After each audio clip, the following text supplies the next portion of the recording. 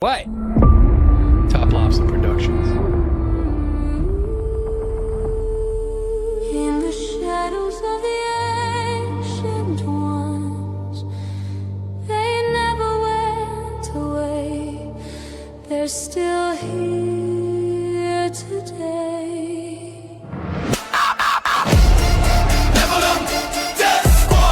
When the last trumpet sounds and the heavens crack, blah, blah, blah, blah. Neverland, Death Squad. Neverland, Death Squad. Death Squad. Death Squad.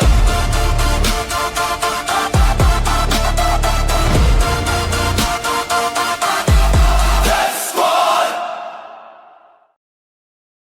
Welcome, Blap, ladies and gentlemen, to another episode of NDS Chronicles, the show where we read or interview your paranormal It's like testimony. reading, but more like listening. I like it better this We way. gonna hear it. If you want to submit your testimony, go on over to chronicles at nds.com. Is that what we're doing now? NephilimDeathSquad.com? How does it work? Probably. I don't know. Join the Patreon. There's a that lot too. of stuff here.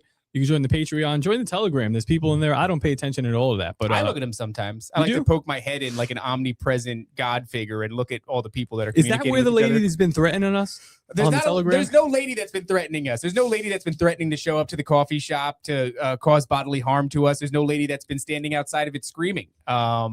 She doesn't exist. She I don't can't know. hurt you. Apparently, she's not real. I'm not even sure if that's a true thing.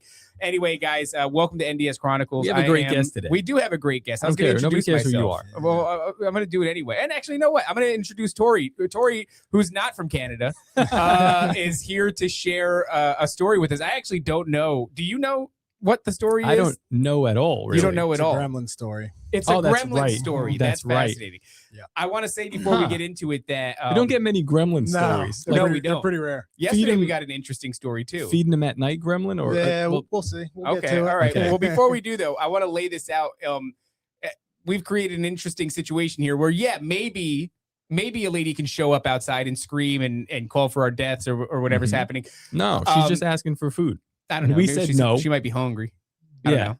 But we also get people that show up and get to share their stories with us. Yeah. We have an interesting one for the Patreon members today. It's not only a story here, we have another gentleman showing up in about an hour or so. And so we're going to do back-to-back IRL Blap to blap. Blap to Blap Chronicles. So very exciting.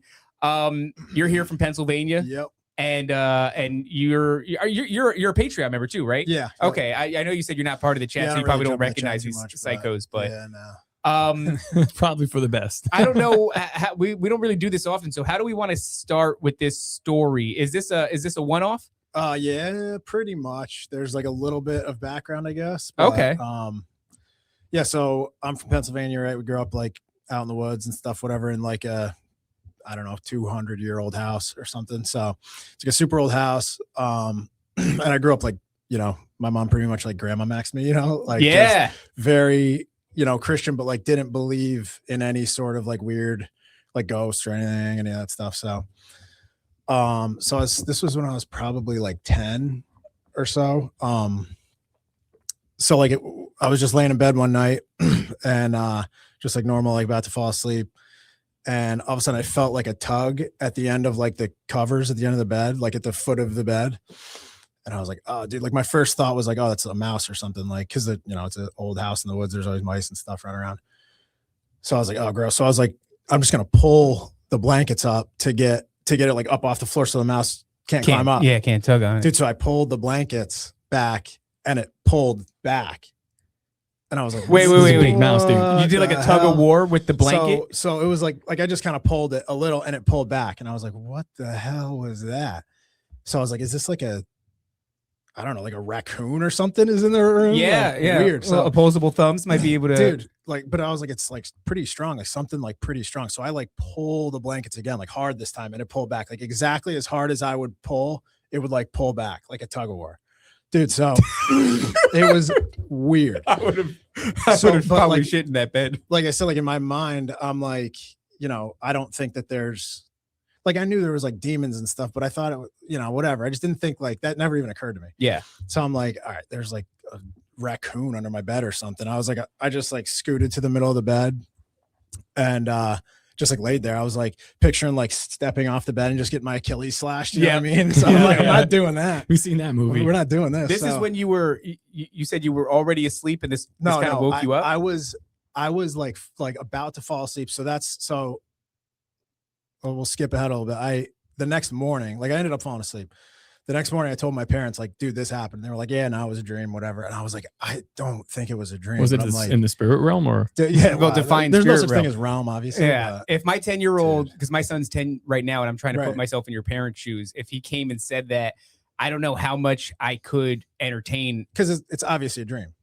You know what I mean? Even Like, if you it's would not think, like, obviously with a a little kid. dream. Well, it seems like your parents definitely thought it was Well, a dream. your Well, kid, so his kid is like, when you were at my house not too long ago, he goes, Top, I think I saw this creature in like the forest right there. And he describes it. yeah. And I was just like, just move on. I was like, he Yeah. might have seen that. He just Yeah, says right. things because Dude, who he's like knows, at that man? age now where so much content aimed at kids has like all these wonky Right, creatures, yeah. and he also Yeah. knows what Dad talks about. But then he drew it for me too. And I was like, get that shit Oh, out of my bro, that's house. straight out of a horror movie. Yeah, yeah. Little kid drawing. This kid does all that crap. All right. So anyway, so the next morning, right, I go downstairs and like told my parents, and they're like, oh no, it was nothing, you're dreaming, whatever. And I was like, dude, this is what happened. I'm like, I was not dreaming, I was awake. Like to the point where my dad came up to the bedroom and like lifted up the bed and stuff, and we're like looking in the bed. Wow, thanks, Matt. Thanks for the service, dude. We asked for this 35 minutes ago, but thank you though. Yeah, have thank one? you. Shout out to Matt. Yeah. Yeah, there you go. Don't Thanks, worry, dude. it's on us. We'll pay for it, Matt. Nice. Matt's hurting for money right now, and he really needs us to pay for these yerba mates. These things are fantastic, though. There's no sugar in them, and we're not sponsored by them at all, but I do drink them consistently because Well.com. they crush. Not They bad. crush really hard. Okay, so your dad Okay, so comes up to investigate. You Yeah, think it's so- just to soothe you, 'cause or is he like, I don't know. I think he believed me because I was like, I wasn't really like, I didn't tell stories and stuff when I was a kid. Like little kids make stuff up or whatever, but Yeah. I wasn't like, I didn't like make up stuff like that. So so we go upstairs and he like lifts up the bed and stuff, and we're like looking around, and I'm expecting to see like, animal hair or something. Cause I still in my mind, I'm like, well, there's a raccoon. it's in my bed definitely last night. something that you're not Right. of the school of thought of like, I think I felt something. You felt something. 100%. So you're sure, yeah. expecting Yeah, tangible definitely. evidence from Yeah. a little Right. critter. So I was like, is there like a hole that it chewed through the wall or something? Because the door was closed, like everything. There's no way, whatever. If it was in there, it would have still been in there. Yeah. So we're like looking through everything. There's nothing in there. And I was just like, I don't know what in the world that was. So I was like, must have just been a gremlin, I guess. So obviously it had to have been a gremlin. But then, Was this around the time of the movie Gremlins, which is why? probably, yeah. I used to love that movie when I was a kid. So I was just like, well, it had to have been, it was under the bed. It had to be a gremlin. Right. Yeah. But so like in my mind, I'm still like not thinking about, this was like a demon or something. And you didn't have pets or like, We had a dog, but the door was closed and she wasn't. so in you would know if the Yeah, dog was there. yeah. And- Well, what is a Yeah. gremlin anyway? Is it a demon? A, Would we a consider it? gremlin? I don't know what I would categorize. I'm of the school of thought that like all of the pantheon of critters exists. Our demonic. Like, well, definitely. I don't know if the pantheon of critters is in alignment with the kingdom of God. I don't think there's Right. neutral though. I don't think you'd be neutral. So, but I do think all that kind of weird stuff exists because I remember there was a time when I was younger and I was coming across these gnome videos on YouTube, and it was like, I remember one of them was like a house full of Mexicans playing hacky sack, and their hacky sack like flies over to the corner of the room, Oh, and the dude no. walks over to pick it up, and all of a sudden, like it's weird the way that it happened because this thing was in frame the whole time, but you didn't notice it until it moved. And it was like it was in the room with them the whole time, but it was somehow not visible until it moved. When he reached down to get the hacky sack, this thing just takes off running. And that Mexican guy shrieked. Yeah. And he took off Dude. like several feet in the air and then ran like it was a Yeah. cartoon. And so I've seen a couple of videos like that. Weird little forest creatures. I've heard enough, Who gnome knows, man? stories. I'm like, something is going on. Yeah. I don't know what they're about though. I don't know. But okay. So yeah, I don't actually think it was a gremlin. At that Long time. story short. No. So anyway, whatever that happened. I like told people and stuff, and they're like, oh yeah, you're dreaming, whatever. It was not, it didn't happen, whatever. People didn't believe me. So then like maybe a couple weeks later, my cousin slept over at the house, right? Okay. Dude. So now this time I would have to ask him. I can't remember. I think this time I was asleep, but he was still awake. And the same thing happened. And he like woke me up and he's like, dude, what is this? And I was like, no way. Like I What, told the same you, thing happened to like, him? Dude, so like he was like, I don't know, I'm like pulling on the covers and it's like something's pulling back. I was like, get out of here, dude. So I was like, all right, we'll both pull. So now we're like, we'll both pull. I'm just like, I'm 10 or 11, whatever. I'm just like, we're like outside kids. We weren't like, we were kids, but we were like strong enough kids, you know what I mean? Yeah. And we're like, both of us at the same time, we're like, all right, pull. And we pulled and it pulled back like exactly as hard as you pull, it would pull. It was the weirdest thing, dude. I got a 10-year-old right now. That kid is sturdy. I'm telling you, two of them, like that's, you're going to pull it. You're there's like, that's my a dad strong, snuck in it. You know what I mean? It's like weird. Yeah. Dude, it was weird. So, so basically, we just laid there and whatever, went to bed. But then went to bed. I mean, like what? But you're not getting again, off the I'm not bed. getting out of bed. Hell Yeah, no. yeah. Picturing like Freddy Krueger stuff or something. And at that point, still, I was just like, dude, like, I don't know what there's some animal sneaking into my room. Like it never even occurred to me that it was like a demonic thing or anything. Because I was grandma maxed when I was a kid. Yeah, so but like, that's what I'm saying. Like, if and my kid did it now, movies or anything like. If my kid did it now, I'd be like, dude, you're watching so much crap like all the time. Every cartoon has a greasy demon in it now, and it's like I wouldn't really think. But yeah, if you're somebody who that's not. But then like, cause it was me and my cousin both. So now it's like, we definitely weren't dreaming, So like we told my parents and stuff. And like, my mom always was kind of like weird about it. Like I secretly, I think that she has had weird experiences in that house, maybe because she's always like, no. I'm like, don't talk about it. I don't want to talk about it, whatever. Yeah. I'm just like she's definitely seen something or whatever. But, so then, it's after that, like telling the story, it's like, well, this wasn't, like either we're both making it up, which again, my cousin's even more of like a not storyteller than me. He's like the same age as you. He's like the dude. He's like a year younger than me, but he's like the dude that we go to for like moral quandaries. We're like, hey man, you're the best person we know. You don't lie or anything. So right. Yeah. You're not he's telling definitely stories. not making it up. So like maybe I was lying, but he definitely wasn't lying. You know what I mean? So yeah, that was it. And that was like, I think that was like the only weird thing that ever happened like to me. Really ever in that house. I had a sleep paralysis thing years later at a different house, but in that same bedroom before. My sister's older than me. I guess she's like 8 years older than me. So when she went to college or so, whatever, I moved into that room.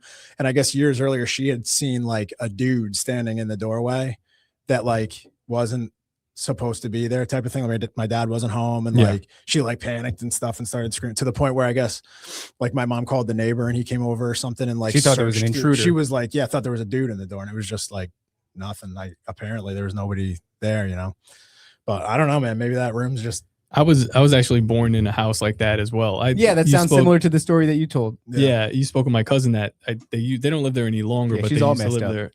Yeah, thank God I got out like at a 3 or 4, but that was one of the things that I would see because I would go to sleep over my cousin's house often, and we'd like sleep in the living room if there was a bunch of us. And for some reason, one of my other cousins, she was like the older one that would watch us, and she wasn't necessarily related to us. She was kind of like a stepchild of. It was a weird relationship. It was a weird relationship how she was in the family because like she was like discarded to the side as cousin, but she's kind of like. Not by blood type of deal. Well, she's the father's daughter, but through some kind of weird means, if that makes any sense. So she's like kind of, like Snow White sort of deal where, and this entity would follow her around. She would say that this thing would follow around, but I saw it myself on a doorway. It's like lurking above a doorway, and its eyes were red, and it was like claiming dominion over her. And I just like, it was one of the things where like you just pull the blanks over your head, and you're like. Well, I saw somebody like when you're in a the kid, chat. that's just what you do. Just like, I don't know. Somebody in the chat said your bed is like your safe place. Yeah, it is weird because there's like this instinctive pulling the blankets over your eyes and knowing like I'm safe until I let this down. Yeah, I couldn't even do that though, dude. It was pulling it back off of me. That's horrifying. Dude, like I said, like it never occurred to me that it was like something demonic until it was like probably 15 years later or something. I was watching like one of the like Paranormal Activity movies or something like that. And like, cause I never like really watched scary movies growing up. I was kind of a bitch. I was like scared of them or whatever. Yeah. They'll ruin your dude as a kid. They'll ruin. That's why I don't let my kid watch anything. Anytime something scary's on the TV, I'm like, you get the hell out of here because I love my sleep. And the last thing I need is my kid freaking out and unable to, Yeah. So like, it never occurred to me until like when I was an adult watching one of those movies. It's like the first like scene of the movie is the kid gets the bed. Yep. The sheets pulled off the bed or whatever. And I was like, oh shit, dude, that is what like my covers like didn't get pulled off, but it was the same type of thing. Like you're pulling. You said Pulling the grandma's Christian, right? My mom, yeah. No, I said my mom was grandma maxing me. But okay. I'm sorry. Yeah, we grew up like very Christian and like straight Bible, straight Bible stuff. Yesterday, we had a guy. He's going to be in here later on, and he was sharing some stories. And we had our social media manager there, and she's like, she hears one of the stories, and she's like, "This is bizarre. Like this is insane. Like, We're like, not really. Why does it?" And everyone be like, "No, not really." But she's like, "This sort of thing, like it just happens. Like you just have this experience." And I said. He goes, no. He goes like this. No, watch this. And then he asks, Dylan. Well, first I laid it out. I go, because I explained to her, I was like, these things usually aren't a one-off. You'll have one or two big moments, but then there are strange little idiosyncrasies throughout, childhood, especially. Mm-hmm. And then you'll find out if you ask like a grandparent or something, they were involved in something weird or they had weird experiences. And it's like this generational thing. So I'm trying to explain to her in simple terms, like generational iniquity. Mm-hmm. And then I go, watch this. And then I ask him, because he was distracted during that. He was talking to his kids and he didn't hear me say that. And then I go, is your life like dotted with these little things, especially throughout childhood? And he's like, yeah, dude. And I go, your grandparents or maybe your parents, were they involved in anything strange? And he goes, yeah. And I look to her and I go, see? And it's just like these patterns, typically it doesn't happen in a vacuum. Right. There are those who like will go their whole life and not have any kind of experience like that. And then the people who do have those experiences, it's very rarely a one-off. Yeah. And it's literally like you remember the more significant ones. But then once you start like scratching at it, you're like, there are lesser events that did take place that are like not as big, not as impactful, but still strange nonetheless. And so there's just the patterns that you discover through these. It's weird because with kids, I feel like these entities, that was like an invitation. When it's pulling your blanket off. Yeah, maybe. And it was the same thing for me, but there's something about like if I talked to it or something, it would have. Oh man, imagine if you said who's there. I just was like, no. Or dude, if you saw it, if you observed it, like that's the Top Lobster's dog man idea. Like I'm actively observing this thing now. I'm like kind of consenting to it, interacting with it. Yeah. And there's weird rules that like we don't know. So that's a little sneaky one, like to pull that blanket off and to see like, will they come down and interact further? Because your life could have been much different. If I wonder. Yeah, really. Went and check this thing out. There's nothing. You said that your mom, because I was thinking through your mom's lens, like, very much the same thing. If my son comes and tells me this thing, I'm going to, unless it's really obvious and I have to counsel him on how to like deal with this thing, I'm going to almost kind of never mind it. Off, because I don't want to feed into it. Right. And if it is, which makes sense. And if it is like a thing that he's just making up, I don't want to encourage it. Because then that thing that he's making up could become something. Yeah, totally, you know what I mean? It's like that act of like looking into a thing, emboldens it or increases the likelihood that it'll happen again. I do wonder. I mean, you never talk to your mom. She's got no strange stories. I have a couple of times. Like she gets pissed. Like if I tell this story. So like that's why. Like I don't know if because is she a fan of the show? She's probably not a fan of this conversation. But like I can't remember what I was gonna say. But like she definitely doesn't. She's not like excited about. So I don't know if she's had experiences or not, you know what I mean? But like when I was a kid, she always would tell me like, oh, this stuff is, made up. It's not real or whatever. Like ghost stuff and everything, which is like an oversimplification that you would say to your kids to protect you know them. what I mean? Yeah. Right. Like you're saying. So like, I don't know. And I've asked her like since, and she kind of is just like, oh no. That's nothing. That's whatever. Interesting. What about your cousin who, have you ever talked to him again about? Yeah. We've, cause like, we'll just like tell this story occasionally like, around a campfire or something. And he's like, one of my closest friends, like, all my cousins are whatever. We're all like super tight. So we'll like every so often bring the story back around. And what is he? Like, dude, tell the Gremlin story. I'm like, oh, well, it was one night. Yeah. And he's not had. No, he has the exact same like retelling. And I guess I had thought that I told him after the first time it happened, but I guess I didn't, because when he like retold this story a year or two ago, and he was like, no, I didn't know anything about that until it started happening.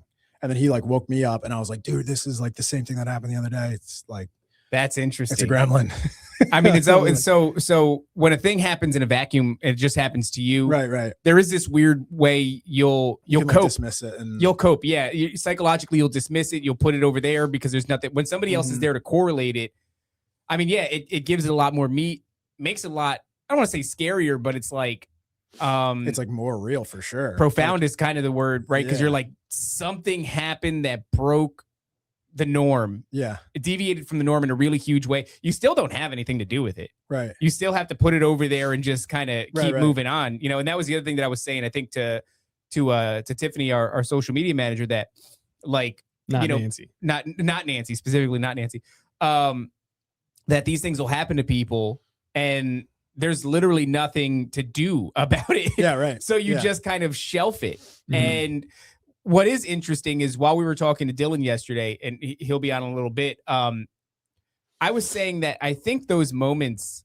are more important than, at least we're willing to intellectualize. It's important to us because they stick with us. Yeah. It's like, if it wasn't important, it wouldn't be this story that comes up every time around the campfire. True, like, it just sticks with you. And when you look throughout the Bible, you know, it's like the life of Daniel is a great example, where who knows what happened to Daniel? Yeah. He's got a whole life that isn't described in the Bible, but what is described are his supernatural encounters. Yeah. So the things that happen to us that we shelf and we think are insignificant, but they still stick with us, or like psychologically burned into our psyche, are the things that the Bible is like, no, that's the most important part. These things are the most important. I'm not saying like the a actual gremlin spiritual events, right? whatever. I'm not saying, you know, that a gremlin pulling on your blanket is the most important footnote in your life, but I'm just saying the nature of these things that we struggle with and we put them to the side. We try to forget about them. They're kind of disturbing. Other people maybe don't even like, your mother doesn't even like hearing about it. Right. The Bible's like, no, dude, those points are some of the most important. The points where human beings like touch the veil in the Bible are the ones that invited to. I feel like that was a big invitation. Like, maybe so. Yeah. A lot of my family made that mistake in that same house that I was telling you about. My mom didn't do it. But my aunt did. Yeah. The mother of Nikki. This is the one that went to try to deal with it. Well, witch doctors and such. No, that's different. That was a big mistake as well. But there would be an old guy in the kitchen watching them cook. And my mom, my uncle, and my aunt, 3 different generations of family, or 3 different, you know, families lived in this same apartment. It was kind of like they were just renting it to our family. Everybody saw the same guy. Only one aunt acknowledged it and named it. Oh, she named it. Yeah, she named it Reuben, and she's crazy, and she's talking to him. She's like, "Oh, Reuben, you over there watching me cook? What you doing, Reuben?" And like, her family's cursed. I'm like, you're interacting with that thing, dude. Yeah, I wonder if I had like engaged with like what at the time, literally, I thought it was just like an animal in my room. But now in hindsight, like, who knows? Yeah, maybe it was some sort of weird invitation type of thing or something. Well, when you look at these people on YouTube, you know, a lot of people were into like the ghost hunting channels. I don't think it's an accident that a lot of those people, like, physiognomy betrays them. They look all fucked up. Like, they don't look like healthy people. They look like, you know, meth addicts and stuff. Like, they're not all right. And I think there's something where it's like, yeah, if you keep interacting with the spiritual realm, especially in a way that's not grounded in Christ, right? It was like, if it's grounded in Christ, it's rebuking these things in the name of Christ. It's casting them out. You're going and you're pursuing these things.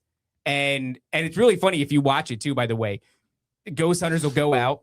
They're not armed with the knowledge that Jesus Christ has given them authority over these things, right? So they go out. They got their little spirit box. They're looking for these things. Then all of a sudden something happens. They get touched. They get scratched. There's a big thud. They freak out. They run. They freak out and they run and they go, high five. Good job, guys. We really did it today. And then they get ready to do it again next week. And it's like, that I think is the worst thing that you could do, because all you're doing is continually pressing up against that veil, and you're getting, you know, ectoplasm on you. You're getting crap on you you're bringing back into your regular life. These things are attached to you because that interaction is various levels of interaction are just various levels of consent. Yeah. You're giving consent to this thing. Based, like, it is all consent. It's all legal. Yeah. Even like consenting to allow Jesus into your life. It's everything in the spiritual realm, good or bad, is consent based. Yeah. Like, you know, Jesus wants you have to agree to let him in, to let the Holy Spirit in. And, you know, he's not going to do it if you don't let him, you know? Yeah. I think it's the same thing with like a demon or whatever, you know? I think if you looked at these people's lives, you would probably find that, like, outside of their successful ghost hunting YouTube channel, their relationships are falling apart. Yeah, they probably have all kinds of like things that they're not correlating to like the equivalent of curses Yeah. befalling their lives at That's all crazy. times, you know? So yeah, I mean, who knows what would have happened if you would have done some goofy shit, like Yeah. stood up and said, who's there? Yeah, Who's really, doing who that? Is knows? Yeah. anybody in here? Oh, dude. I got my Achilles slapped. Yeah, and then you start listening around. Is anybody there? If Knock anybody's there, twice. say knock twice. Oh, dude, no Fucking way. A, man. No way. That's interesting though. Yeah. So are these things, you know, this is a one-off in your childhood. This isn't something that So like that was two different like occasions, probably within 2 weeks to a month or something. So it was like a pretty short time frame. So yeah, I don't know if I was like spiritually available at that point or something like that. I don't know, but because like I don't remember being saved as a kid. I grew up Christian. I always believed, like it never occurred to me that like Jesus wasn't, the truth. right. So I don't think that, I was like not saved and that was like Satan's last shot at me or something like that. But I don't know. Who knows, man? Maybe there's just some weird entity trying to, like you said, trying to find its way in somehow. Yeah, there's a door. Let's shake the I don't knob. know, yeah. See Yeah. what happens. Weird. I mean, it's an old house. You said like 200 years old in something like that. Pennsylvania. Yeah. It's a And there creepy was- place. New actually- Jersey, Pennsylvania, New Yeah, York, yeah, very yeah. old as Yeah. far as like, the settlements and such go. Mhm. So a lot of history there. Mhm. All the Native American tribes in the area. Yeah. Apparently that especially over there. area was like it was like pretty, I don't know, however long ago. Like it was a dangerous like road for the settlers to travel on because they'd be getting robbed by like the natives and stuff like that. And so I don't know, who knows. The one day a dude did show up to the house, just some guy like knocked on the door and we were like, hey, what's up? And he's like, my like great grandparents or something lived here. He's like, did you guys ever find like a headstone in the woods? Whoa, And we were like, what? not yet. He was like, well, do you mind if I like go look? We're like, okay, I guess if you want. Yeah, dude. He was just walking around the woods like looking for. He reminded me grave. in my old house in The Brooklyn. hell? It was built in 1920 or something like that. Yeah. And it was actually a speakeasy, the basement. So they had like a big bar before we moved in there, and they would go during Prohibition and they'd serve alcohol. But in the attic, there's like a secret room in the attic, and like I opened it up when we first moved dude. in. Yeah, Sketchy. Yeah. I was gonna use it for storage, and I did use it for storage, but like I looked in one of the corners, and there was this picture frame, like an oval picture frame, and I picked it up, and it was like three people who look like farmers, and they're standing next to each other, but the faces were scratched out. What? Yeah, no, I dude. swear to What God. kind of menacing, Yo, spooky movie I crap put- is that? I put that shit back so quick. Burnt the house Exactly down. how it was. Clothes, like put my stuff on the other side, like apologize to it. Yeah, yeah, dude. and I left it, and we're good. But I was Dude. like, that's nothing for me to touch. No thanks. No, Oh, thank man. you. I gotta tell you though, I'm white enough that I would have opened up the thing. I would have opened up the Who are the you? picture Knock frame. twice. Yeah, 100%. Who is anybody there? Well, the picture frame, but I remember when I picked it up, it did break a little bit. So I could have like taken it. I didn't even look on the other side. I was just like, put that right back where That's it smart. was. Probably That's blood on the smart. other side. I mean, because I would have wanted to see if there was writing on it, so I would have taken the picture out of the picture frame. That's just Not good in my move, dude. nature. Oh, dude, Yeah, I I watched watched too too much much possessed. Scooby Doo to Throw know it that away. shit, man. Damn, Put it man. back. Put it back. I lived Grandma in a house maxing. Mind your business. Yeah, dude. in New Jersey. The house that I lived at was on Rawway Avenue in Elizabeth. So Elizabeth is, one of the oldest cities in New Jersey, and then Rawway Avenue is the main avenue that goes through there. Our house was super old. It's the same thing, man. It was like Yeah. just weird crap like that. Like, I was talking to my cousin recently, and we haven't really talked for a long time because he was schizophrenic. He's diagnosed as a child, gets whisked off to a detention facility at like 12, and then doesn't see the light of day again until like 25.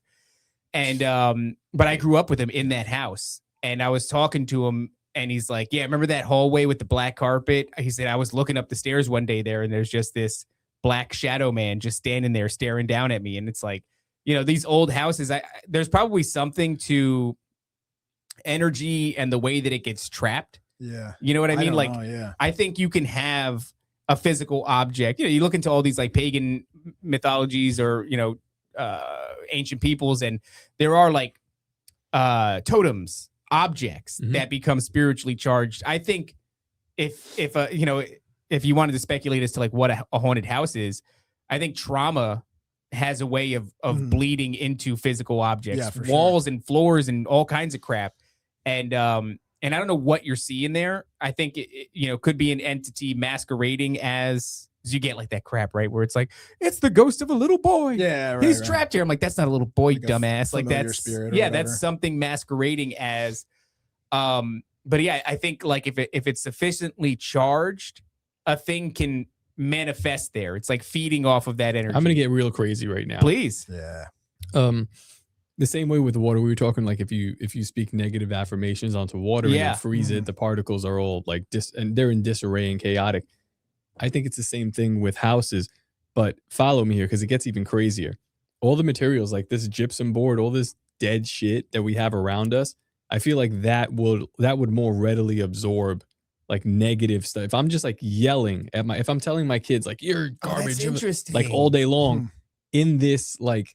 So like, yeah, all of our surroundings, all of our walls and ceilings are usually this weird Pressboard crap. nonsense. And the fibers of it are all chaotic and all intertwining, and there's it no rhyme or probably reason. holds that. And then now even crazier, let's get like HGTV, like all the open floor planning. I'm yeah. Now all that shit, like if you curse the room, but like You've cursed your entire first cursed my level now whole- because yeah. there's no I there's no removed the floor, walls. there's It's no like, rooms. I don't know, dude. That's what don't I'm know. thinking. What about, have you guys ever heard the whole thing about like lead paint, how they banned lead paint because like supposedly kids were eating it? I was Yeah. eating quite a bit of paint as a child. Yeah. Yeah, I was. Whatever, supposedly people are, but like I've heard like the theory that they did that because lead blocks EMF. Oh yeah. So like Oh. if you still had lead paint on your walls, that would block EMF. So does that also I mean, EMF is just like a vibration. Yeah, so does that it's a block, frequency, right? like what you were saying. I don't know. That's Who a good knows, point. man? I mean, you think about like is lead paint protecting us from some sort of, who knows, man, X-ray, whatever. that's interesting. or like, Well, get rid spiritual of- stuff. They can't voice to skull technology you if your If you're- walls have lead paint on it. Or if Get you rid eat of enough lead paint and then you switch out the LED lights and Yeah. you're like, You know how Go I'm for it. upset? It's like we're trying to heart attack gun this son of a bitch, but he's got lead paint. We Still have got to. lead This paint. is a really great gun, but we have to change the OSHA requirements if we're going to be able to heart attack gun people. I think you're really onto something there because if you look at under a microscope, like let's say old oak or something like that, like it's going to be this fascinating what would you call it, like lattice, Mhm. right? Like that's what it looks like under a microscope. But if you pulverize that and you mix it with a resin and you press it into press board, now there's no rhyme or reason. There's no beautiful lattice. It's just chaos. And I like that analogy of like you speak negative affirmations to water and you freeze it. The crystalline structure is chaotic. If you speak positive affirmations to water and freeze it, the crystalline structure is there's symmetry. It's beautiful. It's all those like really classic, almost like snowflake images, right? Pointed stars and such. well, the problem is that it's not vibrating at all. Like there is no like earthly or alive vibration about this gypsum like board. particle board. Yeah. Yeah. Yeah, it's dead. Mhm. It's like wearing polyester versus wearing wool. Right. Wool is that- vibrating on your skin. there was actually studies on that where it shows that like polyester blends, they have the same frequency of like a dead body. Yeah. Now I've not confirmed No. that, but I will repeat that. Yeah, no, that is true. It's because it's not really vibrating at all. Dude. It's like it's just a dead going around material. wearing a dead body, dog. I mean, Yeah. Satan's good at what he does, man. Yeah. Like He's like, what's that? The cost of lumber's too high? Well, I've got something for you. Yeah. It's called particle board, and it resonates at the same frequency as a dead body. And I use MDF a lot. Like some of that stuff is MDF. Yeah. It's good to use, but it's like, yeah, it's dead. Is that what it is? It's a dead material. That's why it's easy to cut through. I mean, If really everything on a subatomic level that's is, actually MDF right behind. the straight Bible and great. Yeah. If everything at the subatomic level is mostly empty space, then you imagine it's energy that's traveling in between that empty space, right? Yeah. Photons or whatever. I don't know what everything has an electrical synapses that's how atoms communicate to one another. So if that electrical current that is the communication has to move through those empty spaces, it probably moves really well through something that is a beautiful lattice that has a flow to it. It probably doesn't move really well through shit that is just mashed up and pressed Yeah, together with glued resin. together. Yeah. So who the hell knows what that Dude. does? That lower the frequency? It lowers the vibration, and it doesn't allow it to be a high frequency item or whatever, and therefore only low frequency entities can move through it. I don't know. I mean, we're just doing Nephilim Death Squad science, which is my favorite kind of. You science. heard it here first, folks. Yeah, man, that's interesting though. I and I wonder too, just on that note, on old houses, right? They're typically like really haunted, Mhm. and it's because they're made with old crap that has a lot of energy flow through it. So maybe Or there's just, something to that. maybe just the amount of people that have lived there. There's like, Atma says, I love that Raven is not wrong, but a physics teacher would have an aneurysm hearing. Yeah. But yeah, I don't know, just like the amount of people that if a house is 200 years old, who knows how many people have lived there? How many people have beat their kids in there? Yeah, who knows, man? Yeah, like, all that- 150 years ago. Yeah, we're doing witchcraft or whatever. I mean, that's Who knows? my. Just adds up over the years or something, I've lived in project buildings, and they were haunted, and then I would hear. So you'd have weird shadow people all the time, but then I'd go out of my apartment into the hallway to go to the elevator or the stairwell, and you would hear each door. Just people screaming at each other behind each door. And it's because they're all impoverished. They're all redlining it. They're all crack addicted, whatever. So they're beating each other's asses and, they're doing all these drugs, inviting all these spirits in. And so, it's to me, whatever is happening in the area, these things feed off of it. Yeah, Yours didn't they feed off sound negativity. But like, I was going to say that too. So in case my mom listens, yours didn't sound like beat that. us and abuse us. Yeah. That's why all it was able to do is just pull your blanket. Yeah, right. Yeah, maybe. Yeah. I don't know. If your mom had beat you, maybe it would have been able to get a little bit further. Yeah. But then it's like you were saying before about like these events that like seem that could be nothing, whatever, but like it winds up being a big deal. Like if that had never happened to me, like I wouldn't have been probably interested in, I started listening to like Tony Merkel, and through him I found like whoever, and then I found you guys and stuff like that. And like I wouldn't be here right now. Yeah. Which like not that this is like some huge impactful thing or whatever. Probably my testimony is going to lead many, many people to the Lord, obviously. But, well, I mean, you know what I mean? It's just like one little weird thing. Like Yeah, I wouldn't be sitting here right now with you guys if that hadn't happened. Probably a 'cause I brush wouldn't be with the interested in this supernatural. stuff. It's just like the way stuff like ripples. Yeah, I guess Well, I think that's what we're saying with like the new. I think the conspiracy with the new housing, like the gypsum board, the open plan. Like my house is like tile on the floor, so it's like all the shit is like bouncy. It's like reflective surfaces. I don't think that like spiritual stuff could really implant itself in here. It's probably just like bouncing through. So like we're so spiritually detached. Like that's what most when you go into a new McDonald's. Yeah. Do you feel the Holy Spirit in there? I don't go in there because they're making human meat burgers. Yeah, but it's like a square. It's like It a is, glass square. It looks like you could be in any corporate building. You go into an old McDonald's with like the playground. You can feel the Nephilim spirit of Ronald McDonald. Yeah, the fry cook is talking in tongues. I mean, there's his head spinning around. Yeah, demon trapped in the ball pit. Yeah, there is something about that old structure that it. I guess you could have a brush with the supernatural and it could be sort of negative. Maybe that was nefarious under your bed, but that little touch kind of like gets you going and saying, like, we're just thinking in a different way about stuff. The correct way. Yeah. It never leaves, right? It's just one of these things where otherwise you're full Alberino. Right. That's a problem. Never go full Alberino. There are events that happen in your life where like you could see the lead up to this thing happened to me, and that's why I grew up like this, and that's why I'm this kind of an adult. And you can kind of like create like a thread through all these things. But the supernatural events, unless you're willing to incorporate them into your worldview, they kind of sit isolated. I think that's the mistake. True, yeah. That's the mistake, is like you should look at these things and assess how they changed your perception of reality and how they made the person that you've become, just like you would look at anything like trauma that happens in childhood, or a good thing that happens, or a skill that you learned and how it carried you from here to there. But we don't. We like detach it, we push it away, and it lives on an island of experience all by itself. And I know you said like, oh, your testimony, you said it kind of sarcastically, it's going to lead many people to Christ. But like, I think that so many people have these experiences and they're off on an island by themselves and they don't consider it. And it doesn't, go into the formula of how the man or the woman that you are today was created. But it is part of that formula. Yeah. And as long as you're pushing it off, I think it's crazy that it's that big of a formula, because it's like a 10-minute story realistically, right? But but it changes. Here we are 25 years later talking about it. Yeah. I mean, I'll have that. I have people that were pulled my blanket off, did it again. That was it. And like, that's enough for me to start looking. But it was just so wild that like, just such a weird thing. It's like you're saying, like, if you don't have the like a basis in the truth, it's just some weird thing that happened that like can't be explained, like an unexplainable thing. I don't think it's meant to be like that. This is explainable. This is what's going on. And like I said, it might be huge. A spiritual realm, regardless of what people might think. Well, but that's a testimony, right? It's like that's something that most people, and I can guarantee anyone who listens to this show will have something like that, because that's like fairly light. Yeah. And you just take it and you're like, I don't know.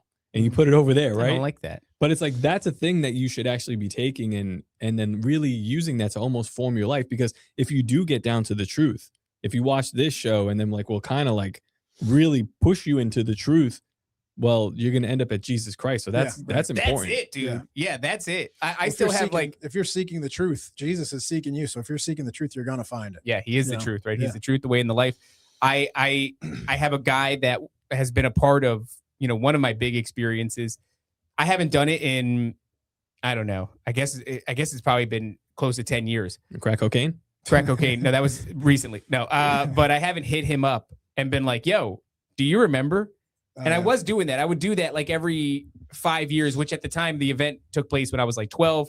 So every 5 years seems like a long time when you're 12 and then 17 and then, 20, whatever. But I haven't reached out to him again in probably almost a decade. But I know that every time I did, he was like, it was weird to watch the evolution of it. First, he was like, yeah, I remember. I don't know what I saw. It was really weird. I don't know what to make of that thing. And then as time went on and I would reach out to him again, he'd be like, I don't want to talk about it. Yeah. Like, wait, what?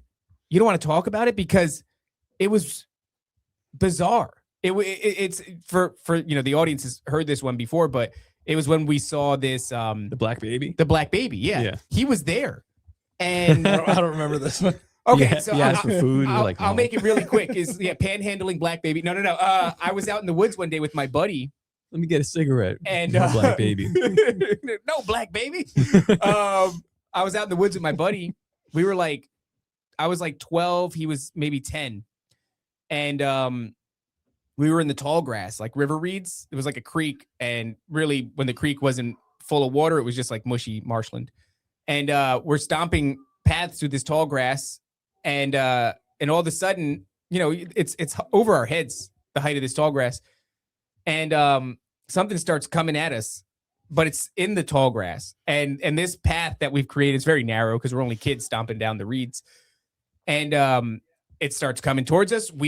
All we have time to do is like recoil and grab each other. And before I know it, this thing is now out in front of me on the path. And it's not obscured by anything. I could see it. And it is, in my infinite wisdom as a 12-year-old, it was a black toddler, a naked black toddler. Whoa. I mean, if I'm guessing, it was like the size of like a 4 or 5-year-old. Hung like a horse. Huge cock. No. Huge cock, crack pipe.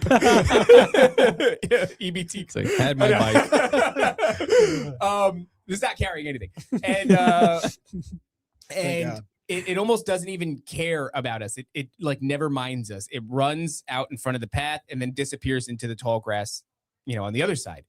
And I remember being so afraid I thought it was going to be a dog because it was something sizable moving towards us in the woods. Yeah, I'm like, we're about to get mauled, And but it all happens in a matter of seconds. It doesn't care that we're there. It continues to run, and then we're just left with the sound of it slapping its feet against the ground, its giant cock dragging through the grass, and it runs off into this. And we recoup and we run. We take, we haul ass out of there screaming. We burst out into the open.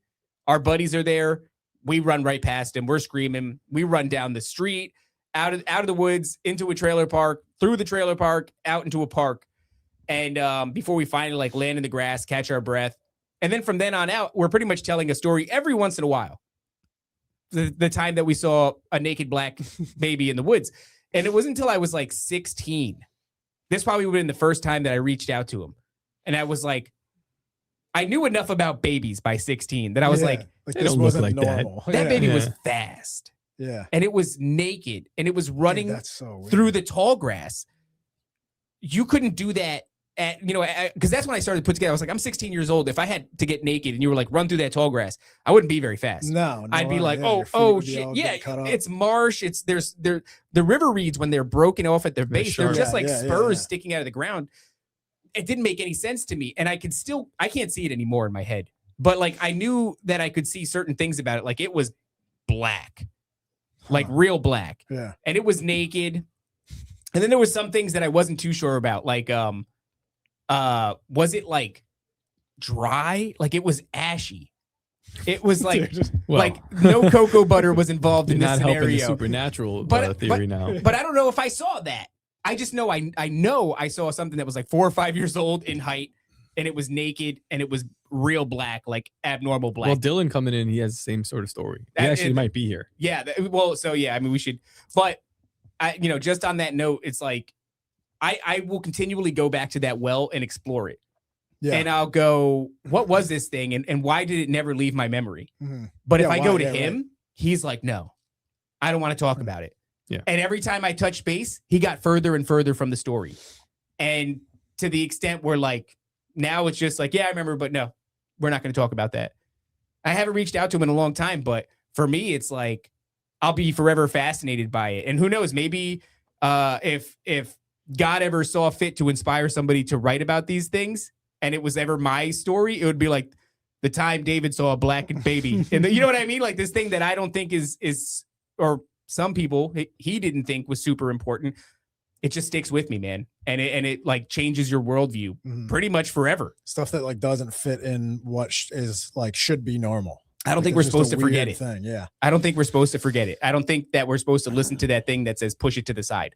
I think that's the last thing you're supposed to do. I think you're supposed to keep that right there. God gave you that to, I guess, as a thing to go back to. So when you get into that false ideology that like life is materialistic and normal, God went, no, it's not, dude. Yeah. Just to keep you on your toes a little bit. Yeah. Yeah. Paranormal receipts. Paranormal receipts. Keep these receipts, baby. Don't ignore them. Don't ignore them. I like that.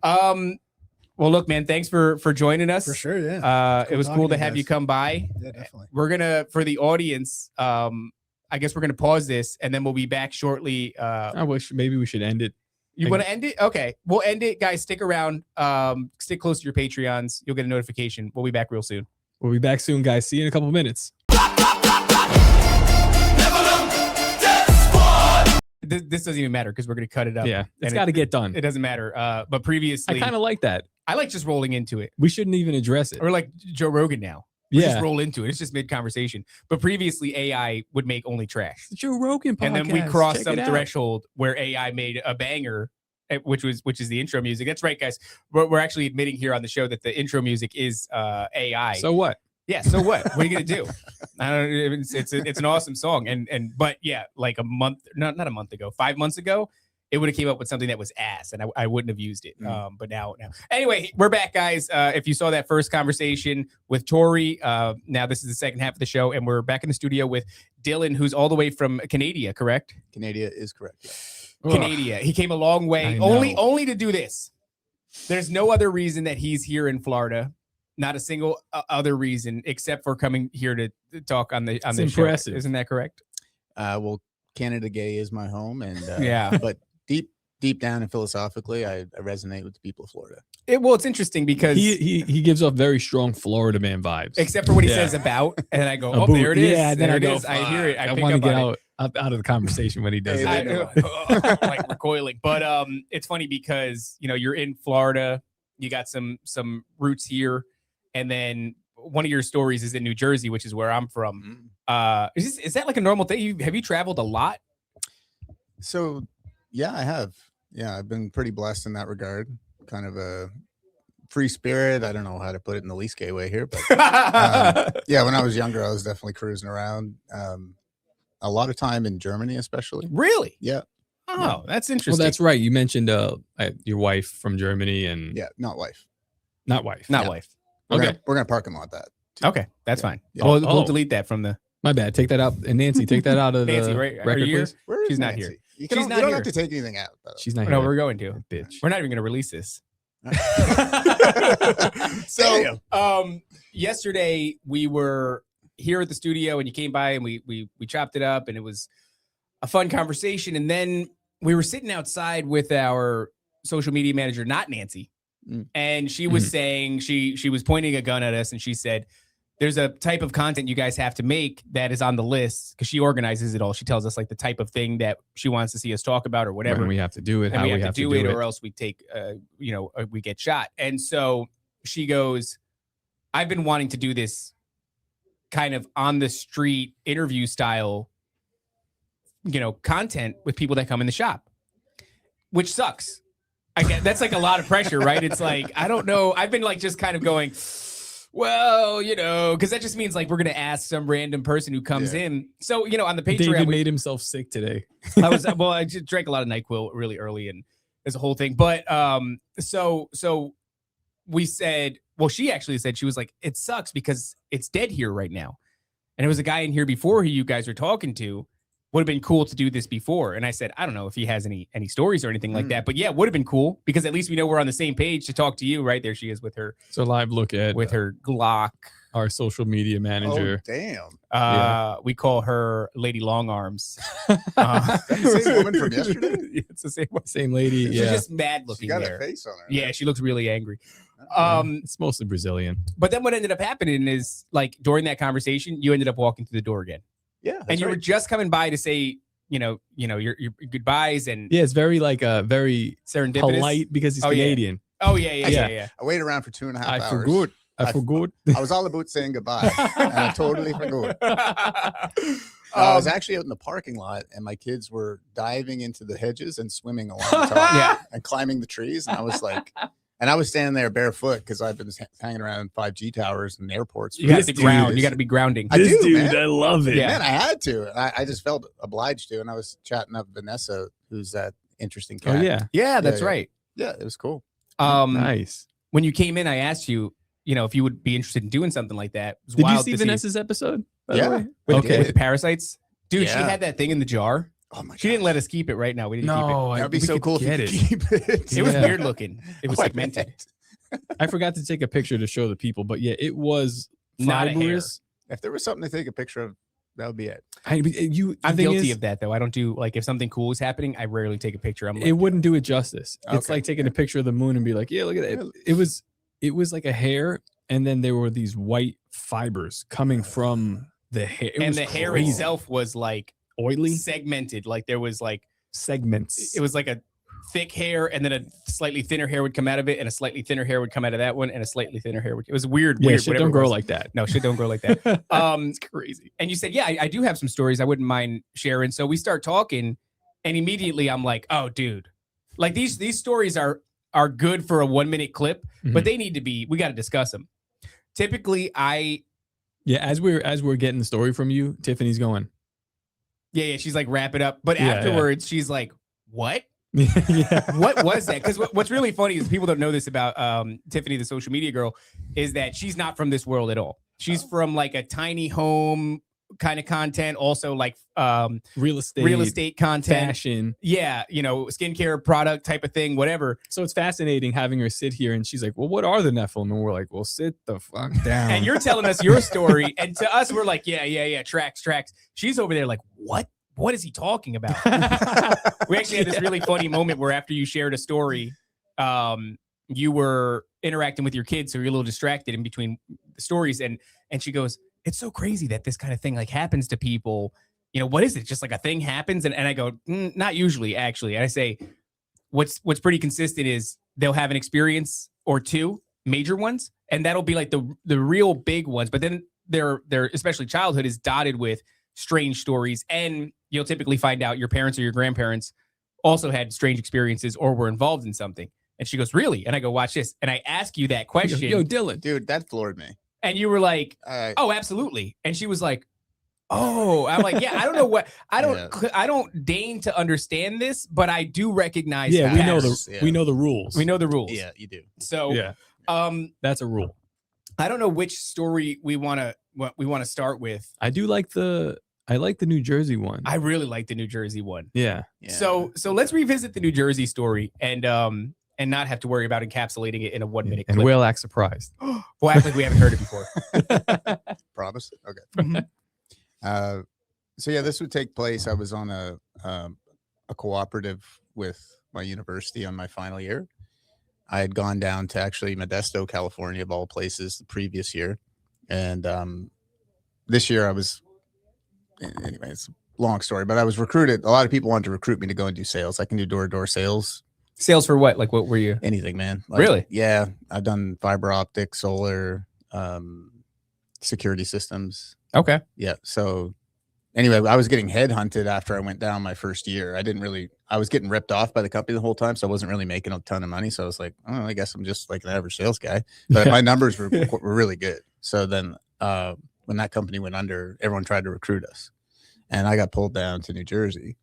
And actually my friend owned the company and he owns a big company where I'm from now too. So you were living in California and then you were pulled to New Jersey. So you're living This in New is like, Jersey. I went back to university and was being a university bum again for another year. Yeah. Just a useless piece of skin. And then I get a bunch of calls the following year, like, hey, come down to Utah and we'll fly you down here and you can be a manager and we'll give you lots of money. And I was that like, sounds nice. It was, dude. Like, Yeah, what's the catch? yeah, well, kind of. Like, I was like, because it was a catch the first time around, and I got ripped off huge. But anyway, I was like, sure, I'll come on down. I knew the guy that had the business. He was legit. Like, it all paid good. But anyway, when I first got there, I was doing the door-to-door thing very quickly. I just bought a car and did my own thing. But at first I had to this is my first week arriving there. Yep, actually could even be the first or second day. Okay. From arriving there. I was dropped. An introduction to New Jersey, by the way. Right. I was dropped in my area because this is how door-to-door sales work. Everyone piles in a minivan, they blast the hip hop, and they drop you off. It's like Mormonism. Later. It's like Mormonism. Yeah.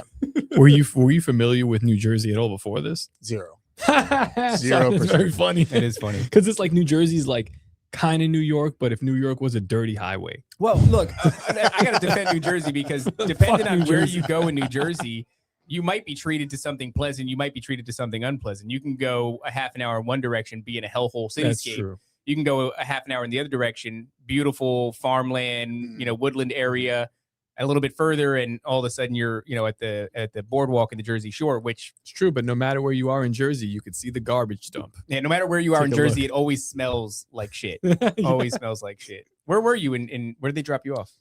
Well, the place that smelled the least like shit, it was right next to Princeton. Princeton's beautiful. It was the Princeton area, so it's West Windsor. So okay. Yeah, it was right beside Princeton. Architecture, the college there, a lot of old buildings. It's a beautiful area, Princeton. Yeah, we were going around door to door, knocking on these new developments. And it was like all Indians. Living in these new homes with their whole family for several generations, but like sandals on the front porch. Yeah, and I mean, of course, it's easy to knock the Indians, and I do it probably 3-4 times an hour. But nonetheless, these guys had it figured out. You guys have a big problem with Indians in Canada, right? Can you censor my boots? No. We're actually gonna raise the volume every time. Yeah, boost the volume on those, please. We'll just bleep them out. Boost your boots. Yeah, you guys have like a lot of Indians in your legislature. I don't know anything about Canada. Yeah. Is that true? We got a lot of Indians in general, man. Yeah. Okay. Yeah. New Jersey is then mini Canada because after 9/11, bad time for the Sikhs to be showing up because everybody was just like, if you're brown, you're going down. But after 9/11, that's a coincidence. Yeah. They all showed up and they all bought new developments, the biggest houses in town, and they moved all their families in. Yeah. A million pairs of shoes on the front porch. Yes, that is true. Yeah. So it was a cultural shock to live in where I lived. I grew up in an area called Carteret. So yeah, par for the course. Sounds like you are describing New Jersey. Yeah, and I think I was there right at the kind of precipice of that because that was my experience. Most of my clients were Indians, and they were going through the paperwork, and they were fine to work with. Like really, the overall experience was quite positive. Really, because they haggle like no other. Well, a lot of what they were getting something for free because basically the way the whole program was set up, it was all subsidized by the government. With so that's why they were your main clientele. Free. Yeah. You got to get to finance for $50,000. Let's just do that. But it's free, and then it's free again. Right. Free. So it's a little bit of like card play there, but then they were looking at it thoroughly, and we figured it out together. The whole thing was pretty good. Yeah. But not to deviate too much into the business side, but on my first couple of days there, I was walking on my own. Like I'd already made a bunch of leads, and everyone's interested, but you got to get a bunch of paperwork from them, and so it's kind of administratively burdensome. Yeah. And so I'm walking down the road, going through my phone like a total normie, just like There was no e-sign documents back then either. No, everything was like, I even had a little keyboard on the temporary phone. Yeah, that's right. So it was like very cumbersome. And as I was cruising up the sidewalk, there's these massive elm trees and probably like 15, 20 foot spacing between each of them. Yeah, beautiful. You might say that this part of New Jersey is beautiful. The massive elm trees, Might and say. the big homes, and it's a beautiful Well, let area. him Would you call finish- it that it was beautiful? Let Would him you say finish that the it was- story. Let him finish the story. Yeah, we'll get to that. So it was a big, on the far side of these trees was a big cleared, probably 5-acre space, and pretty, for the area, modest home there. And so, as I was passing through, as I was just about to come past one tree, I saw an enormous black shadow with a wide wingspan. And I saw it kind of start to go like this. And then I was like, I felt my heart come up. And I was like, what is that? And then I had to like kind of psych myself up a little bit. And I like looked around the tree on the far side, and it was still coming down. And it was a muscular man, black, oily falcon, eagle bird of some kind. That's a crazy description. I don't know how best to describe it. I mean, that's that color of that bird. Like very, very black. It was like oil. It was like looking. It wasn't a physical. It was physical, but it wasn't, because actually, as it came in, it was blowing back leaves and grass and debris, and I was like, "Oh my gosh, this has a physical presence," but it looks like it shouldn't be here. It's funny as you're describing that feeling. I just had that yesterday. I was walking, just minding my own business, to the back of my property, and my dog came out of nowhere. But it was just turning dark, and all you hear is like, and that, like, I know I have a dog, but your throat goes, oh shit, is this it? About to get blapped. Is this blapped. This must be it. This must be it. I was like, how's it gonna get me? It's been good. That feeling of like, fuck. Yeah. Like, I'm not scared, but like, oh man, something's about to happen. Yes, That's what you're feeling. that was it. Okay. That was it, and it stayed at that kind of decibel as I'm watching this thing come and then land, and it lands without a sound, and then it pulls its wings in. And that's one part I'd left out yesterday. As it pulls its wings in, I could really accentuate the fact that this is like a muscular man. That's what it looks like. And it turns its head to the side.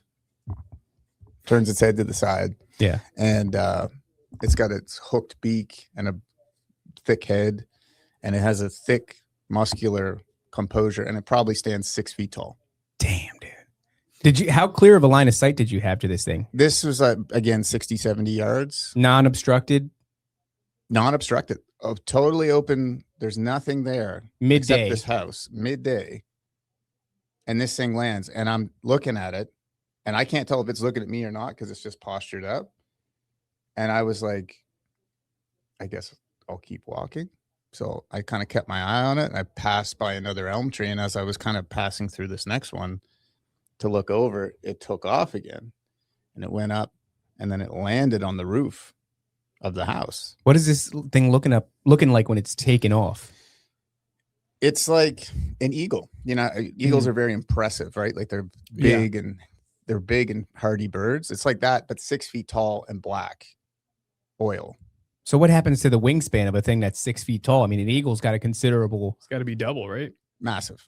It's got a big wingspan, but the wingspan, it wasn't as kind of jarring to me as the physical stature, because as it stood, now I'm not going to call myself 6 feet. I'm not even 5'10" technically, but We can't tell. Yeah, I can. If you said 6 feet, You're to me, I'd be like, like, yeah, absolutely. Yeah.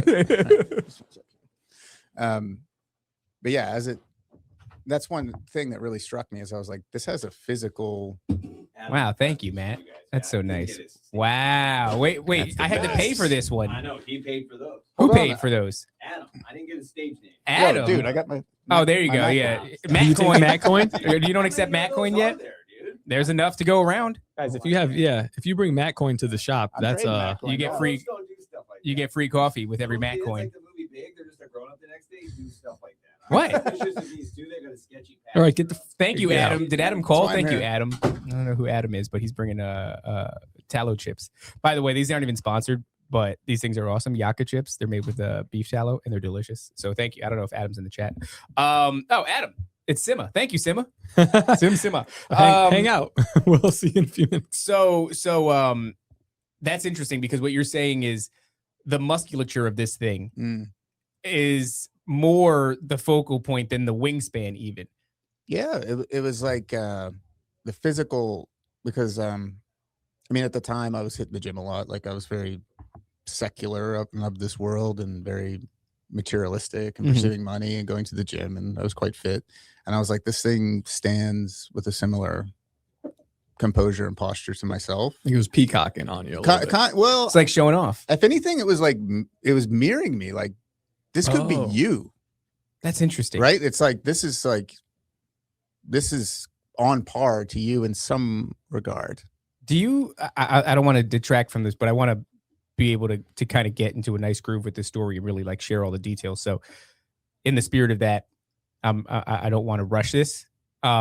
You've heard the story maybe that I've told about seeing that thing, and my wife saw it and my son saw it. Yeah. It was muscular, and it also kind of felt similar, like it was mirroring me. Like it was, You know, when you tell that story, I picture the same build that, because David has a very specific type of build. Mm.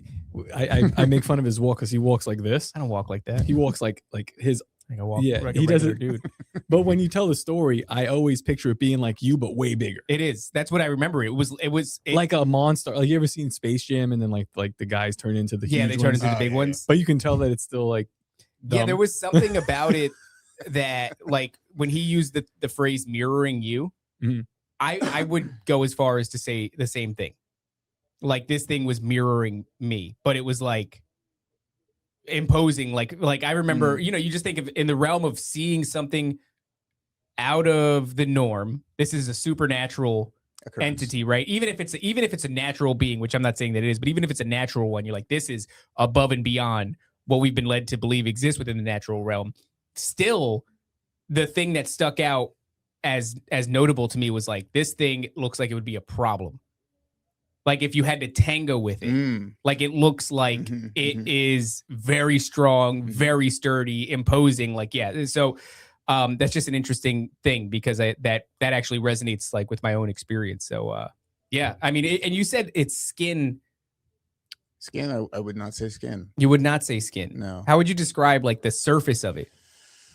The surface was not just intangible, but you couldn't perceive depth. It was Mhm. almost like it was 2-dimensional and 3-dimensional at the same time. Oh, that's fascinating. Yeah. Like it had no, that's the best way to say it. Yeah. I think it's because I don't know. Like I feel like when they talk about these sort of entities and like light hitting it, it's almost absorbing the light, so it's not going to reflect on it. Like Yeah, it's not The going to reason- add that 3-dimensional. yeah, we have all these lights in here and they're on your face in a certain way, so it creates this depth of shadow on that side of your head so that people can see what your face looks like. If it was like full bright, you would look very flat, and if it was full dark, obviously it would be black. But if something is absorbing all of the light, you're not going to get a good texture or 3-dimensional texture. But I guess you're thinking that it's 3-dimensional because it did show you its profile, right? Well, the profile even then wasn't necessarily 3-dimensional. The only thing that made me really feel the fact that it had a physical presence was the fact that it was moving dirt and leaves as it Mm. was beating its wings. I was like, oh. But would you say the sun has like no effect? Like light didn't have an effect on it? No, and then come to think of it, I don't recall there being a shadow. Oh, that's interesting. It's almost like this thing is like stamped into. Reality. Yeah. There's, yeah. That's crazy. So it takes off, And it lands on a roof. Yes. and this is like, It's very cool. I wonder when this thing is moving around. Like I know, no, you said it earlier. I don't know if you said it in this show, but like it lands without a sound, even though it's moving leaves. And it looks Big as hell. It's imposing. Like you're like, this has weight. It must. But it's silent. Yeah. So it lands on this roof, and then what? It postures again. It just turns its head, right, and kind of like shows its thick pointed beak, and just has this kind of proud stance and doesn't move. And at that point, like I'm just taking this all in, and there's a part of me that's blown away, and I'm like fixated on it. There's a part of me like, let's get the fuck out of here. Yeah. Right. So I'm like, I'm also going through this, processing what's going on. And then I'm at the same time like walking away from it Yeah. until the point where it gets out of my line of sight, and then I just start running. That's a fascinating aspect of being entranced by it, almost kind of wanting to still observe or like find out more, and then it's being like, do I want to? Yeah, it's like two simultaneous things. Let me ask you Yeah. this. Did you get the feeling that if you were to run without breaking its line of sight, that it would have given chase? God, don't say stuff like that. You know, because I've been in situations before where, not with like a supernatural thing, but like me and my buddy ended up in the wrong side of town one day, and we triggered the awareness of basically a group of black dudes at night. I thought you were going to say bears. Nope, no black dudes. And they were talking shit to us. And I was like talking to my buddy. I'm like, dude, just keep moving. Just keep moving. There's like 10 of them. There's 2 of us. Just keep moving. And he's just like, we should run. And I'm like, don't run yet. Don't show fear. It's not that you don't show fear. It's like they started mobilizing. And right now they're just kind of generally moving in our direction, talking shit to us. That is true. It's like they do almost want you to run. If you run, they're going to know to run. But if we can break this line of sight, turn around this corner and then run, they won't know that we've started running yet. So they won't. In other words, we'll just be able to put more distance between us and them. If they see you running, they're going to take off at the same time. So And they're probably faster than you. they're definitely faster. Well, they than have an extra they're definitely bone in allowed. their That is, they have an extra bone. And This is not but yeah, I mean, so giving Timothy Alberino all the ammunition he he needs has more than enough to ammunition. revoke our Christian card. But what I'm saying is, what I did there was, it had a utilitarian purpose to it. There was, it was a tactic. I'm dealing with something that, like, I'm now in a prey situation and there's a predator. And I don't mean to call black people predators, but I'm just saying that I'm trying to talk my way through this. Hang in there with me. Listen to me. All right. It sounds to me like you were operating on very much the same thing. Maybe you didn't intellectualize it, but I it's see where you're like getting at, yeah. you did run, but after you broke the Eventually. line of sight. Yeah, eventually. Yeah. That actually makes it, I mean, that's a small detail and maybe might seem insignificant, but like that's something that I've done when I was in serious trouble. Serious trouble. Yeah. And they did give chase, but you know, that was a scenario where you behaved like you were in serious trouble. It felt like I was in serious trouble. In some regards, it felt, okay, here's the other thing. It felt powerful. Okay. Like it was blended with fear, but it had an element of power to it too. And that's what's offered. You know, that's what, as you guys know, interesting. right? Like it felt concerning and frightening, but powerful. And it felt powerful, but it didn't make me feel like a mouse or something. But I was afraid, don't get me wrong, but I was also, I don't know, there was this kind of tone of power behind it. Right. And an attractive type of power. Kind of, yeah. That's interesting. You feel in some way, just talking to you now, that this, you know, you're using this expression, it mirrored you in some way, shape, or form. This thing, it seems less like you stumbled upon something that was Random. or local. Yes, exactly. This is something that Personal. like is associated with you, and you're walking life at that point. And for whatever reason, you were able to see it in this town in this moment, but it wasn't unique to that town or this moment. Seems like maybe it was unique to you. Well, was it? I mean, let's let him finish the story. Well, I mean, the story from there would be, I'm calling my guys. I'm like, okay, I'm done. Like I'm done for the day. Yeah. Come Will get you me. tell them? You say, hey, I saw a giant bird man. I'm not selling I solar no actually more. was, man. I was like, you know, I mean, like, it'd be cool after the fact to say that I was all cool headed and like kept it by myself. But no, man, I was like blurting it out, and I was in the van, and I was like, I saw this thing, like everyone, no, and I just met everyone. Oh, that Like sucks. literally like a day or two before. That Yeah, yeah. sucks. Everybody's like, Right? this guy's They're crazy like, as I shit. don't think this is going to work out with this new guy. No, that's right. And I'm like articulating it like I am now, and they're like, well, this guy sounds crazy about what he's saying, but he's making sense with his words. Yeah, he doesn't sound like he's on crack. Yeah. Yeah. So and then nobody really knew how to receive it. And and yeah, so the other part to this was I go back to my apartment and I'm just trying to explain it to my roommates who like I just met. Damn, dude, this sucks. You're like out by yourself, basically.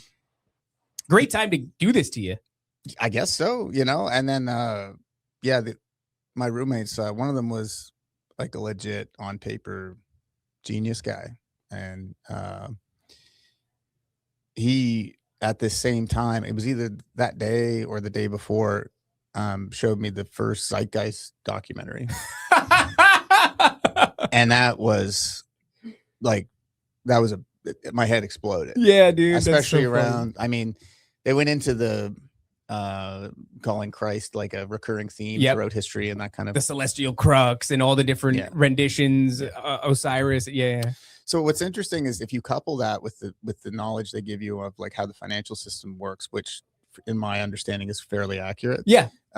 You're kind of correlating, well, this is true, so this must be true. Right. Mhm. And Very so sneaky. it kind of like, okay, well, this thing with Jesus being a recurring theme, I was like, that could be the case. But I'm more fixated on the financial part of things.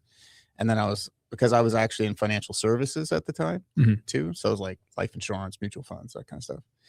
And I couldn't go back to it. Like I was like, this is so Corrupt and immoral.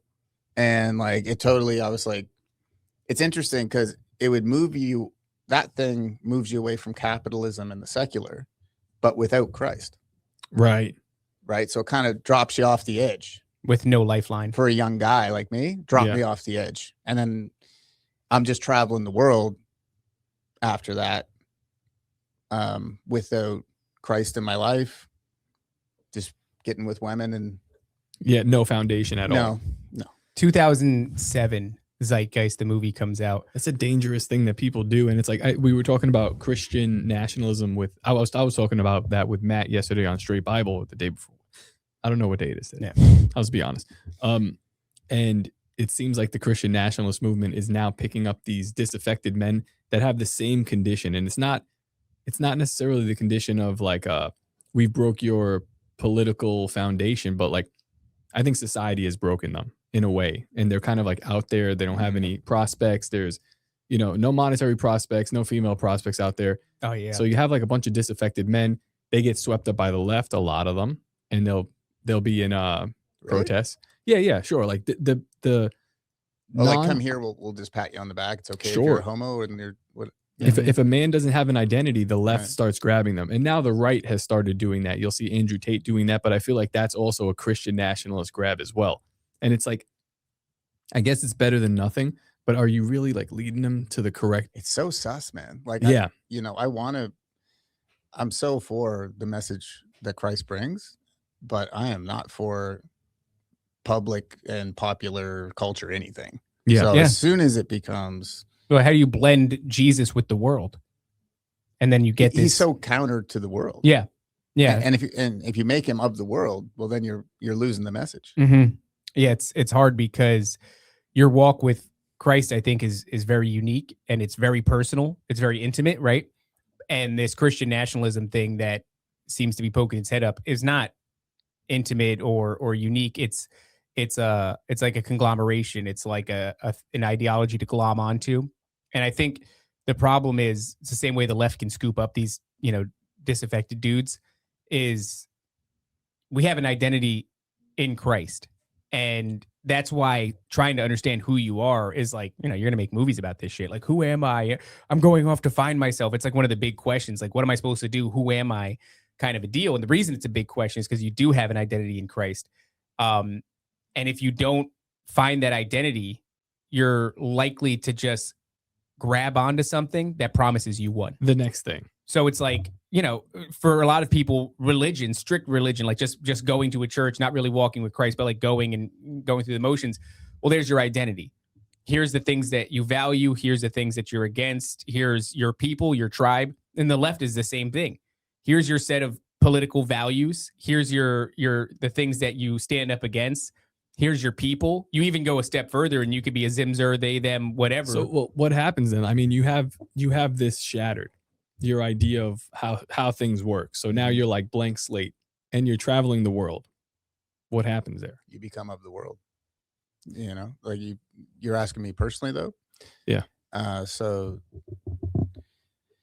I actually just become more hedonistic in the sense of, and it could be generational, and I could maybe tie that into the other story.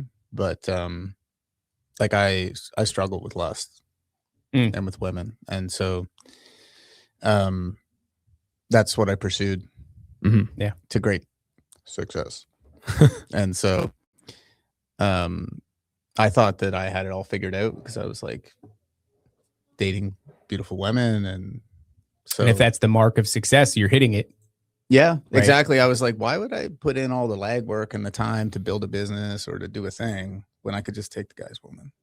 Right, right. Which is like, and I was and also in university, you got to remember, I'm also being indoctrinated with all that left-leaning academic ideology. Not this, I don't want to write everything about university off. Like I've learned some interesting things, but one thing I dove into heavily was evolutionary theory and evolutionary psychology, and that became my framework for my worldview. So evolutionary psychology would just be on the pretense of we have a tribal subconscious, and so we're constantly evaluating based on hierarchical status and adaptable traits. And so, and it made sense. And it's hard to say even now, it doesn't make sense. Like you can evaluate things from a mammalian level. Sure. Based on hierarchy and things of this nature. The same thing happens with the sex drive too, because it says that we have a genetic desire to propagate with young, and therefore fertile. It's totally natural to do that. And then when you start looking at that as a natural function of biology, you go, why fight against it?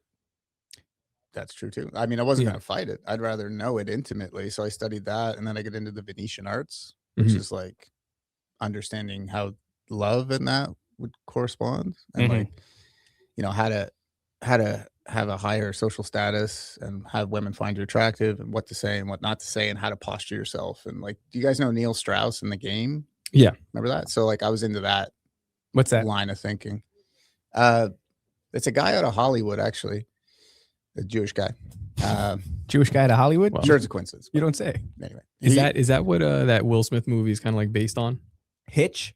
I think so. Hitch is like the dating advice movie. Kind of like Pickup Artist, but really psychological. That's right. I like modeled my high school dating career after that. The thing is, movie. like you're quite saying, successfully. it works. Yeah. These things work though because there is a priori truth to them. But I don't know if we're called to No, we're not. do those things. But I do look at the world and I go, that is also very true. Like we have to take that into account. But Yes, we're supposed to, I think, ignore those things and work in a different manner. Yeah, well, it's Or now you could I understand hijack it as Well, that's the only manner I had, right? 'Cause Right. I was like, desires of the flesh well, that and this academic basis in evolutionary psychology, because I was like, that tells you it's natural. yeah, I it's mean, okay. these guys get paid lots of money. I paid them money to teach me, Mhm. and it seems to be working. Right. And so I was like, and Christ is a recurring figure throughout history that is probably a sham. So I guess that Therefore, I'm going to try to be top monkey. Right? Yeah. Sure. So That's interesting. top lobster. The dominance hierarchy, right? Yeah, it's That's the thing that's like where the name comes from, and there is a truth to that. With the dopamine system of the lobster, as they battle through lobster fights, the top lobster stands up stronger and larger. He appears that way to the other lobsters, and then there's this air of dominance or this facade. It's actually kind of a little behind the scenes here, what we've done with the show and Bohemian Grove. We are not really that cool or that big, this show, but I told David a long time ago, if you appear this way, then people perceive you that way, and therefore then it is true. This is a principle that is true. I don't think it should be abused, but it is true. it helps to understand it. It helps. Yeah, it helps. Because it's the nature of reality. It helps to understand the phenomenon. So like, as we were doing those things, like we're setting up these events, I'm like, number one, keenly aware, I don't belong here. We don't belong on stage with Sam Tripoli and Owen Benjamin, all this shit. We don't. That's not. I'm just a guy that drives a truck. But the people who are watching, they don't think that way. So if I think that way, the guy sitting here doesn't think that way. I approach you guys as a humble shrimp right now. That's weird because like I've been fanboying. I was fanboying you yesterday. Yeah, Like, but I listen to your show from a long our time. perspective, you show up and it's just like, oh, cool, homie showed up. also here's a guy with well, so you have this posture of an eagle, right, or whatever, but it's also a very Birdman. successful dude. So I'm looking at you as a guy, not within this artificial podcast realm. Obviously, in this realm, you don't have a podcast, so you're nobody. But that's not true.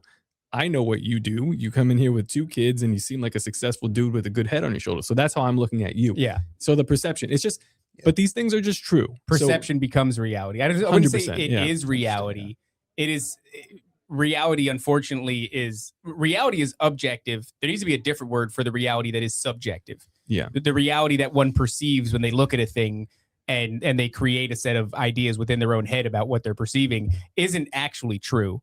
There is an objective reality, but to understand that, it is useful. It helps you to navigate this thing. And just don't start smelling your own farts, because once you believe it, then it becomes a problem. Then it becomes delusion. And in a way. that's what the faith offers, is that humbleness. Mhm. And the Lord knows I needed that. Yeah. Right. Like, because I was definitely arrogant, and I still struggle with that too. Right. Because I'm not the best looking. I'm certainly not the most athletic, but I mean, I have been with 10 out of 10 really good looking women for a long time. What actually is like So it makes you interesting. arrogant, right? And then like you win the business, and Yeah. I got so much, rather than be arrogant, I'm just replacing arrogance with blessed. Like the fact Sure, I can yeah. even come down here and chill with you guys and like take the time to do this. Like, what a blessing. Yeah. Be grateful. I'm so You know? grateful. That's the thing, right? Like, and that to me is closer to the truth, because the arrogance is a lie. Because it's like, oh, it's all about me and I made it. It's like, no, dude, you were given this. Well, that's the thing is it took me a long time to realize, not a long time to realize, but I think a long time to start actually articulating it, that like God allows you to do a thing. Mhm. You're being allowed to do a thing. Any success that comes your way, it feels good in the moment, but I think you have to give glory to God, because if you zoom out, you go, oh, the creator of this universe that loves us and has created a way for redemption for us has allowed me to experience this thing. And do I bask in the glory of, My own farts. or do I go, wow, look what God allowed, look at how amazing this is that God let me partake in this. I'm incredibly grateful. God likes hard workers. God likes people that rise to opportunities or rise to challenges. But ultimately, when you overcome a thing, it's like, look what God allowed me to do.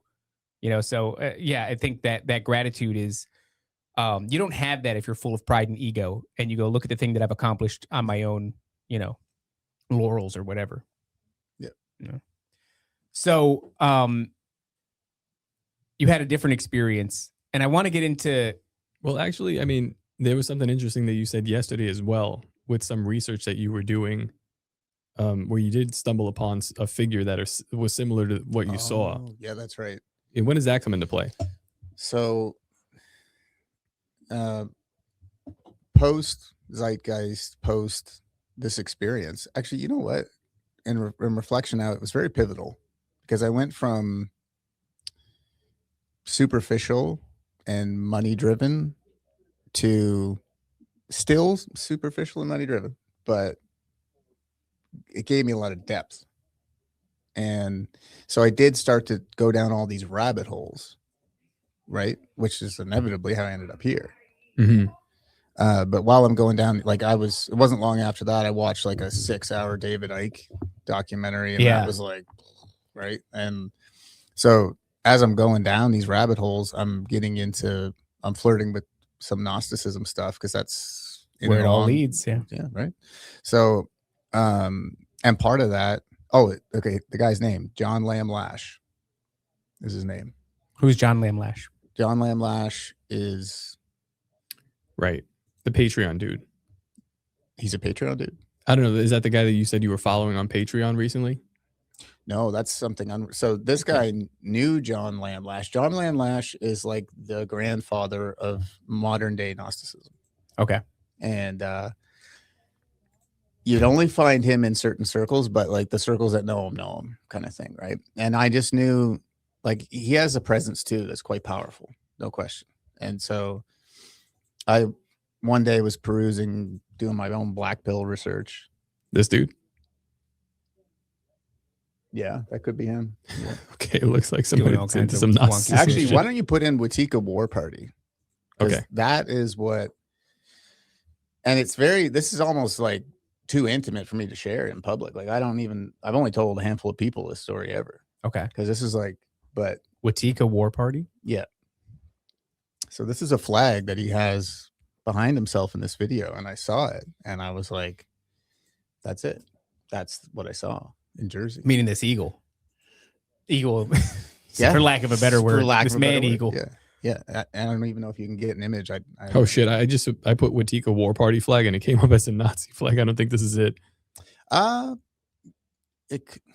No, he does. He's got a strong That kind of makes sense. yeah, like The overlap in the I'm paganism and the not- Gnosticism. yeah, I'm not overly familiar with his philosophy, but I did listen to some of it, and it's kind of like the burning bush with Moses, he thinks was when nanotechnology came from that bush or something. Really? And then went into his nose and ears and affected the entire Israelite tribe to become the conduit. It's a sentient carbon. Yeah, that's right. Like black dust, black Right, goo yeah. kind of thing. So this is when it infiltrated the Israelites and they became That's fascinating. the weapons of the enemy. Effectively, Oh. the enemy being like the demiurge, like an ancient Yes. AI. How do I spell? Yes. How do you spell Watika? This dude's been spelling it I'm like I'm 10 different ways. WITIKA because I have some Indian stuff pulled up here. I'll show you, but I don't think this is it. It's just people taking dumps in the street. Watika, no, Oh, that kind of Indian. no, that's not it. Mm. No, okay. But you could Yeah. put John Lamb Lash War Party. Okay. You might- We'll come back to that in a second. yeah, Go for ahead. sure. So So you're saying he has this idea. That's a fascinating idea because that does plug into the demiurge, which is right probably the apex of the Gnostic principle. And then in recent decades, there's been this real integration of the idea of like ancient AI, that this demiurge Mhm. is AI that's trying to recreate itself. Mhm. And that's, yeah, you get the black goo, you get this sentient Mhm. carbon that, you know, kind of is the rudimentary form. I would say that's probably like the simplest form of it. Oh, this is the guy. This is the guy for sure. Because was humanity infected with the mind virus? Mhm. It's kind of interesting. It is certainly interesting. Yeah, So there's a flag behind him at some point. there it is. Oh shit! There's the beefy. Oh, I can't even look Oh! at that. Yeah. Okay, hold on. We Make have that to. big screen, dude. I Yeah, gotta see yeah. that. Can you make it big screen on for us too? Because I want to see that. Like, Yeah, full just give me a screen. second. I'm gonna blow this up. That's that looks like a buff man eagle. What Yes. the hell? Okay. That's kind of crazy. Yeah. And he's given the profile view just like that. So he had his What the wings. He had his hell? wings tucked more, but it's the same broad-shouldered. Like this would be a slightly different posture, but this is That's a man eagle. it's a man. It's got shoulders. Yeah. Like this thing's got. Is that deltoids? Like that's a. So what is he saying about this thing? You know what, man? It actually kind of freaked me out a bit where I didn't even get into it. Really? Yeah, like this is. I could see that. Yeah, like I was. Better left unchecked. I unchecked that one. Yeah, because like I read some of his material. I went through some of it, and it's like he It's was the on Red- he was- Kalika War Oh, Party. that's why it's all. They didn't have. I that. was thinking Kalika. because you Yeah. could see here I have on my screen pulled up the ancient arms of the Rothschild, so it's their family crest, and Oh, you'll see boy. this. Hold on a second. Well, I know you don't want to look at this stuff, but now we're kind of into it. He's like, I didn't come here to be This lapped is up by memories of this buff looks- eagles, dude. Holy shit! the Kalika War Party. That is the. I wonder what these points are on it on, Let's on this make it eagle a- that they're symbolizing You guys here. have a black proof vest here. No, dude, no, we don't. In fact, we have a lady that's been showing up outside the thing and We got a screaming. smoke machine that we're afraid to turn on. That's really it. Yeah, that's about it. Or we don't want to get the thing set off. So that almost looked like a constellation. Those Right. points, right? Yeah, That's an interesting There's thing. some dude. He's got some deep gnosis, no question. And actually, my pastor back in Nova Scotia said to me, because like I've been down some rabbit holes, right? And I'm trying to bring these things across to him because he's a brown belt in jiu-jitsu and he's pretty accomplished. He's got a good church, and he's young. He's like our age. Okay. And but yeah, when I bring this kind of information to him, and he's like, yeah, there's a lot of gnosis, there's a lot of wisdom that's offered. Mhm. Oh yeah. But was it earned? Like, did you earn it, or did you bargain for it? Shortcuts to wisdom are never the way. Right, Never the way. right. And I think that it makes me think about it. I'm like, how many shortcuts have I taken? Right, because I'm Yeah. almost like my life isn't all roses, right? Like I might be here and blessed and grateful, but like I struggle in other ways, and I'm like, maybe it's paying my penance for going down all these rabbit holes throughout the years. I have no idea. Yeah, imagine like you show a kid, you show a child something that they weren't ready to learn. What kind of effect does that have on how they perceive everything else going forward? This hyper complex thing. And you go, here you go with the limited tool bag that you have. Yeah. Let's see what a mess you make of this. Here's a bird made of oil. What do you think about it? Here's a bird made of oil. You got to fly down to Florida to talk to anyone that makes sense to them. Yeah. Like, there's how many people am I going to bro out with? Well, They're going to give me the time and actually massage this out, because this is a topic, dude. And I'm learning a lot myself right now. I mean, like I said, it is something that shows up on a lot of flags. Yeah. And I'm looking at the Rothschilds, coat of arms. So maybe I'll type that in top, Rothschilds crest, family crest. Yes, sir. And you'll see that, Nancy, pull that up. And, it's definitely not the same visage as like a buff, but it is a black eagle. And I wonder in the wild, how often that kind of thing. I mean, I know a black eagle, does that even exist in the wild? Right. But yeah. Well, at the very top here, that's like an eagle, but it's a plumed serpent, more like. I guess there is one. Bird of prey. There's a black eagle. Yeah. There you go. You've on got the top this. left and the very top. Man, the Rothschilds can't really decide which gods they're worshiping. So like all of them. This thing's beak, was it also black? Yes, everything. It was all solid. Yeah. The closest thing is that war flag that I've seen. We'll do some more research into that and take a look, especially this episode with this dude here in this Vatika war tribe. I don't doubt that a lot of your audience is probably already familiar. Oh yeah, I know. I'm not it's too bad. Like when we have an in-person guest, like it's hard to look at the chat. And I don't want to look at it later. Like, nah, whatever they say is going away now. Yeah, it goes away after they can comment on it post. Can I plug myself right now? Yeah, plug away. Cool. Don't subscribe. Don't look for me. Okay, fair enough. But I am on the Patreon with these guys. Somewhere. So Okay, what's your name on there? I don't know. Great plugs. Well, I mean, it's an interesting thing, because if anybody has anything to say, what we'll do is like We'll figure. I messaged you this morning. Exactly. So we'll do that on Twitter. You did? No, I deleted Twitter. I told you. Oh, that's right. Yeah, because it's a shithole. Yeah, I couldn't handle all the black men beating on white women and different angles. So it's like, many such cases. Such cases. Yeah, guys. I mean, well, I'll just put it out there. If anybody has anything that's actually valuable, I could always convey some messages or put you in touch with somebody. But yeah, a lot of the times the chat's smarter than we are. I know it's frustrating for them, because we're sitting here doing the show and they're in the audience screaming about our lack of gnosis. I'd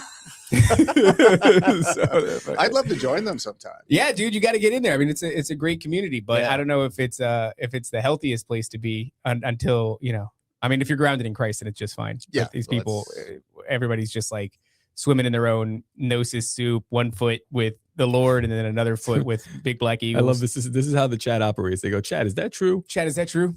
Are we all crazy? Is that true, chat?" All right, so I'll use it as a Google, basically, when I'm doing the Raven. We have a second story as well. Yeah, and let's get into that. I want to get into after that. Actually, let me finish the Vatika War Party. Yeah. Oh yeah. So they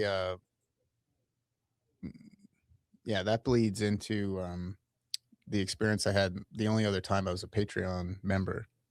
And right. that was with a channel called The Gnostic Takeover. That's right. Yeah, you were saying. And they kind of came on the scene right when COVID kicked off. And he was a 5G activist in Austria. So basically saying like the towers are bad.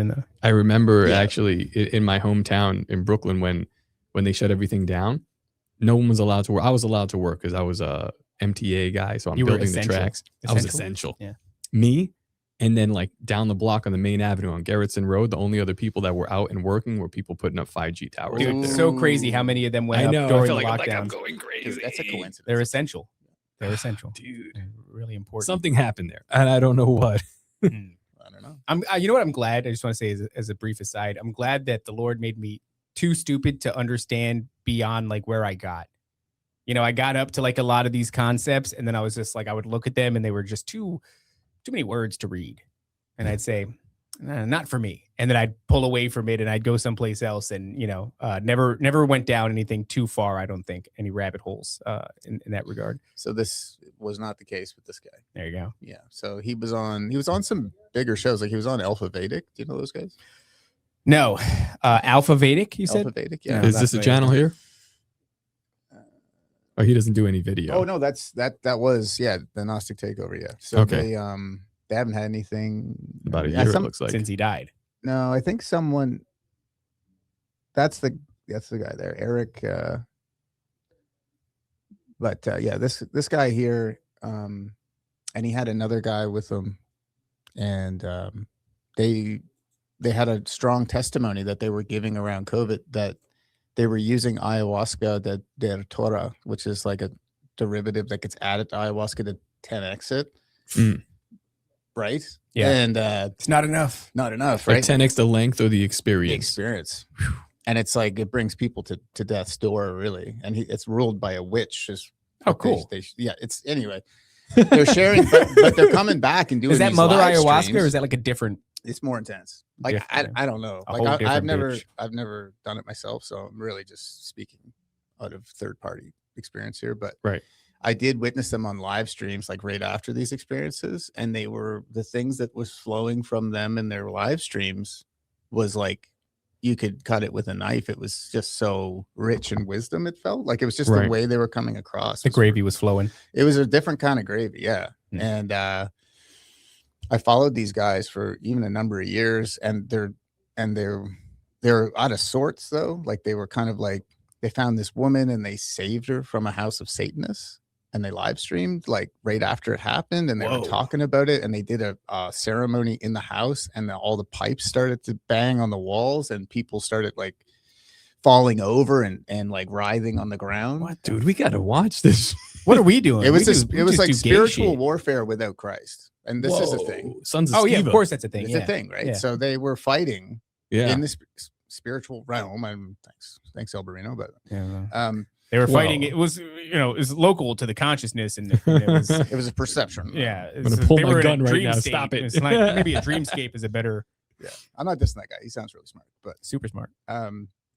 but yeah. Anyway, they were sharing these really intense experiences where I was kind of like, and I hadn't found Christ yet, and I was like, whatever they're up to, they're winning in the spiritual, and I know this is spiritual because I know how dark it is. Mhm. And they were making some momentum, and they really wanted to bring it to the world. But I also watched him descend into madness. Mm. And eventually he becomes high on his own supply, and the woman who he saves with her child, she had her child with her, Jeez. their child, I'm watching on a live stream, the police break into their apartment and take the child, Dog, what is happening? and they right don't now? get the child back. How are you entertained by this show? Yeah, I know. Like, well, watch Dude, this. what are we talking This guy's about? been dead for a year, but this is much We're better. like getting Oh, yeah, police raids. We're in here with brown water. That's insane. I'm burying man. the lead here, but yeah, go ahead. Go ahead. So I'm trying to summarize, like watching this guy over the course of a number of years, and then it just kind of like, and I was even messaging a little bit. I've always been very passive. I've never actually engaged in the live chat so much, or like I'm not, this is my first time on a podcast. Like I'm not, Yeah. I'm the guy that's been listening for like 15 years. Right. Passively. So That's the thing. There's a lot of you out there. they're in you're there. They're listening. in that little chat box. No, they're not in that Psychopaths. chat box. Listen, No, those people aren't passive at all. They're aggressive. there's about 100 crazy people that are here all the time when we're doing it live, and we know the names and they interact. But then when we look at the numbers, Oh they're yeah, like, yeah. there is a. Do you trust the numbers? Like I don't trust anything that I see on the screen. So here's what I'll say: easily 100,000 other people are definitely listening. That's just like that's an extreme. That's probably. Well, the To the average chat, show? the chat Let's say accounts- 20% of the numbers that they're giving us. I'll say that there's probably like 100,000 people actually listening, because I know that they can't fluff the numbers that badly. So if they are, Rumble does it. What do I do with YouTube- my hands? What do I do? No, but I'm saying there's so many people that are just, they listen, and I used to do the same thing. The I'll be vast in my majority truck, of people. listen, I'd be like, man, that's so fascinating. And then I think about reaching out, and then I just don't. And I'm just like, I'll like to hear the next Yeah. episode. And I would love to hear from these people. These people. Those What people. do you mean these people? They them. No, we got a few they them. I mean, the they just analytics say there's at least a few they thems. so many people like you who just passively listen all the time, and I'm like, I just wonder what they're thinking about what's happening. You and just never what think we're- like a passive listener is seeing a eagle man. Yeah, no, they are though. That's why they're here listening. Yeah. Because you guys all share the same kind of experiences in some sort of way that attracts you to this, but they'll never communicate. And that's like, I guess it's a call out for you guys. reach out, but don't visit and yell Show at- up. Don't yell at the Just shop. don't stand outside the shop and yell. Yeah. And don't try to touch them. I got in trouble for that. Not allowed to touch them. You can't No see touching. that because of the way the screens broke up, but there's actually a safety plexiglass between. He's in a box. So you said that you're watching and a raid is kind of a raid, right? They're taking it the was kid a and raid, everything. and I saw the police in behind him, and the screen was like, and then it froze, and then he was calling out for help, and like, Wow. I was like, I don't know, I was doing like a development project with a friend of mine, and I was like trying to interview people as tenants for his apartment. I see how fucking crazy that is. There's a guy. Guys, like, I got to be professional. I know, but I'm saying he's making like business deals. There's a dude in New Jersey who's a dentist. Shout out to that dude. Oh yeah. My wife's uncle was like, I was at a Bible study and they started talking about podcasts in the Christian realm. So I mentioned NDS, and he like, when I was hanging out with him, he knows me as like a retarded person. So I was telling him like, this is what I do. And he brought it up, and someone was like, "Oh yeah, I know those guys. I love those guys." And he's like, "This dude's a dentist." Like, who are we talking to? This guy's listening to us in his headphones while he's in a man's mouth. That's some Batman shit, right? In a there. man's Batman mouth, shit, right? Yeah. listening to this conversation as a wild. Reach wild out, concept. people. We want to know about you. This is dangerous. Yeah, be careful. I just opened up the box, but You said that this guy is descending into madness, more or less. What does that look like? Well, it looks like they're touring around as a group, and the group slowly breaks apart. Like she has her child taken, and their other guy, I don't even want to say his name because he's a pretty intense dude himself. I mean, if you do enough research, you'll find out who I'm talking about. Mhm. But he's a presence, and he ends up getting picked up by the police as well and taken back to his country. Wow. And then he's on his own with this woman with no child, and he's very paranoid. Like he's saying that everyone is like a controlled agent, and he's seeing like Gang stalking. He's seeing agents everywhere, and everything is Satanism, and they're watching you through the clouds, and like. And the thing is like he's a quite intelligent guy, and he's putting it across in such a way where you're like, Maybe. probably right, but Maybe there's like fiber optics. but in we the just clouds. can't perceive it. Like, right. I'm like, shit, he's probably right. He's thinned the veil too much. He's thinned the veil, and he's, but at the same time, he can't exist anymore in this realm. And so That's he an moved back. interesting concept, dog. You're like, you get to know too much about how, like, the sausage is made. Now you can't exist in this realm the same way. Well, this is why we operate the show the way we do, because like we're constantly touching that Sausage. that veil. That I gotta go. Just touching the sausage. You said yourself. And every time we're about to learn how it's made, we're like, no. But if you don't approach it with, I guess, humility, but like realistically, it's comedy. That's like the crutch we lean on to look at these things. Yeah. You'll go fucking crazy. Were these guys funny? No, you can't be. If you No. get to that realm, that part, you can't be funny. no, they were without comedy, without Christ Mm. too. Like there was actually an aversion. He actually studied John Lamlash. That's Okay. how I'm tying this together. And he was kind of a proponent for him. He studied a lot of David Icke stuff. He was a mathematician. Mhm. So he's like actually smart, not just like good at sounding good on a microphone. Yeah. So, Hmm. and so he was a really impressive cat. He spoke a few languages. And I've prayed for him since. I hope that he found his way where he should go, Hmm. back to the Father. I hope they'll get there. Man. Actually, Now you have me interested, but this also might be a trap. Yeah. Well, Right. I mean, I'm like, I trying to kind trap you, bro. no, Not too just big to fit in the traps. You're a top lobster. yeah. We eat a lot of lobster where I'm from, man, by the way. how dare you? It's like a cultural thing. I'm sorry. They're just ocean bugs. They're ocean bugs. They are delicious. Oh, Though. they're great. But yeah, that's the box right now, because like I'm having this idea of like, I kind of want to see what happened here, but I think the story is going to be the same. I don't know. I don't know. Same as what? Same story that we see played out all the time. It's just Yeah, it's like people peek into the veil too much, they go Mhm. mad. And then it's like, even though they go mad, you're kind of like, well, what the hell did they see? yeah, You know, yeah. but I think if you're not grounded in Christ, it's an exercise in leaning on your own understanding. And this is something I've been talking about a lot on the show lately, where it's like, we're so limited. We're only here for such a short amount of time. I like saying we're spiritually outgunned. Oh Mhm. yeah. Oh yeah.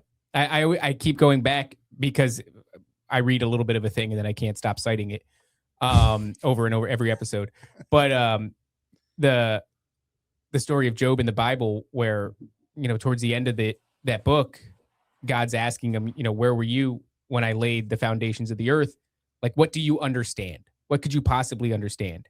You who are here for such a brief amount of time, who is limited in so many ways, unable to observe this phenomenon. We only brush up against it and the veil pops open and some greasy boogeyman pops out and it entices us to go down this, this gnosis hole. And I think that, obviously it'll drive you mad, but what's almost worse than losing your mind, I think is thinking you have it figured out. Mhm. So it's like, And there's that arrogance again. Yeah. Look at me and my infinite wisdom. Mm. I don't know. I mean, I've been talking about it a lot. It is the slippery slope of even conspiracy theories, because there is a pride and arrogance that comes with being like, I want to pat myself on the back because I stepped the right way in 2020 because I saw this thing coming and I didn't do that. And while everybody did the wrong thing, I did the right thing. Therefore, good on me. Maybe you should listen to me. I'm like, I'm so guilty of taking that tact. It's hard, man. It's hard not to, because it's because if you're going to tell them, if you're wearing a mask at all, yeah, I really don't even want to listen to you. Like I'm trying to be a good Christian and pray for you, but your opinions and like what you're don't fucking matter. They don't matter. I'm sorry. Yeah. I can't pretend they matter. Mhm. I got to be authentic and a discerning father, and I don't even want you around my kids. Well, my time's limited. Right. So like you're telling me right there that a lot of what you're saying is not qualified. Yeah. So I kind of have to protect it's a stereotype, right? Mhm. You got to cross the street at certain times. Well, that's the thing, though. So- We do that. We fall into that trap. And that is a trap, It is. because we made, and I'm all for the racial slurs and stuff. Like I have a lot of fun. I'm very In for fact, them, yeah. a good friend of mine said, I don't care what race you are, as long as you're racist. That's right.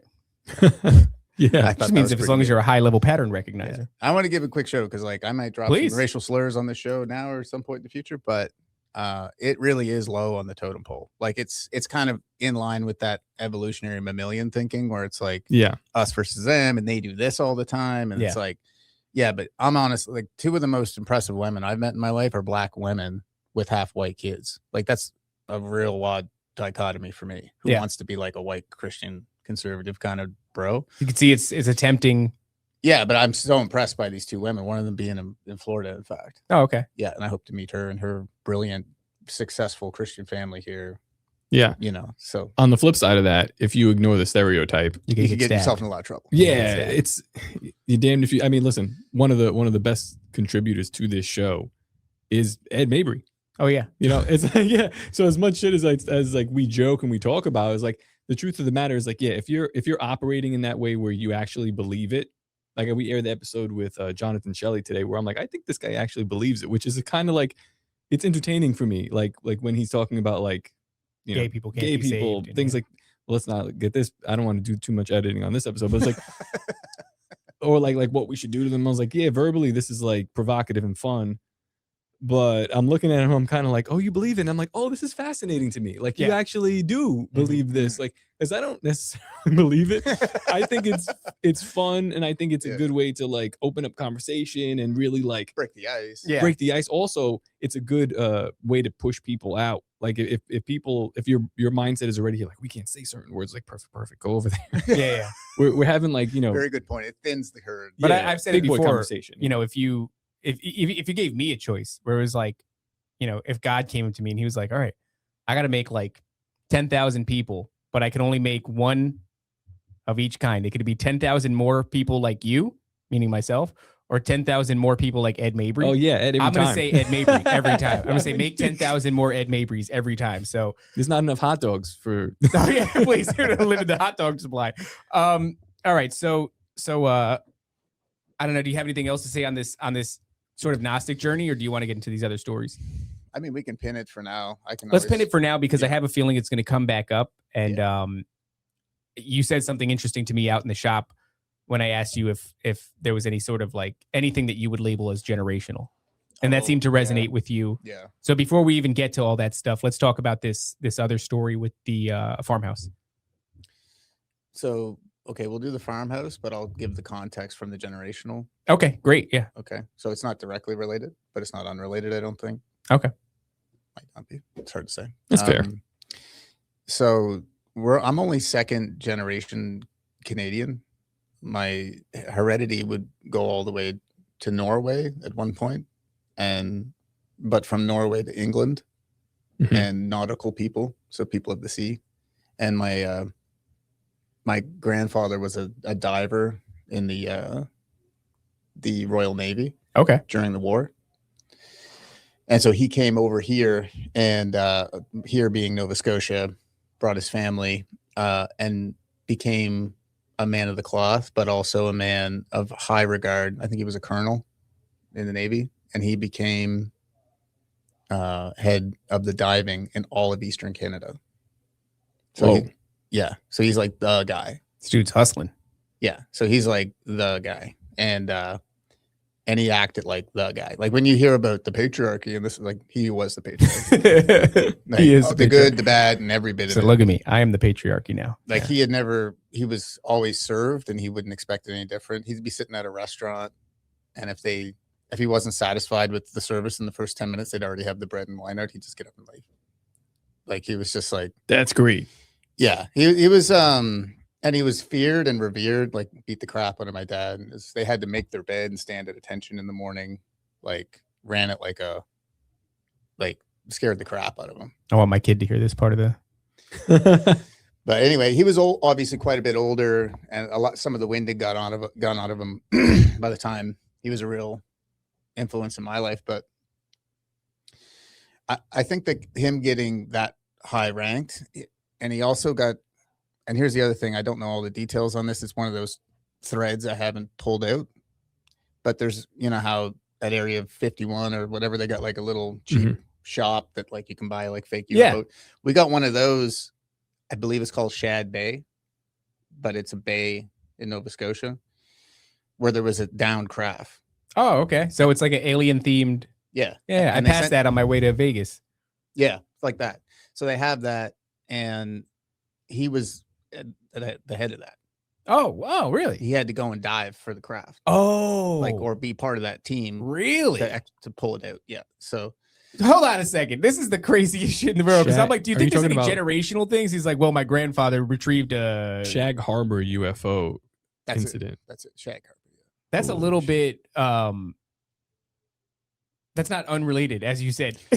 I don't think. Yeah. It's hard for me. You know, I'm too much of a conspiracy theorist to think things aren't related. Well, look, just like I said to Tiffany, the social media manager, that is a pattern that is consistent throughout experiencer testimony, whether it's abductee testimony or just any sort of supernatural, thing. It rarely happens in a vacuum. And when you get to asking people, they go, well, yeah, a few other things happen too. And you go, well, what about like your parents or grandparents? Well, yeah.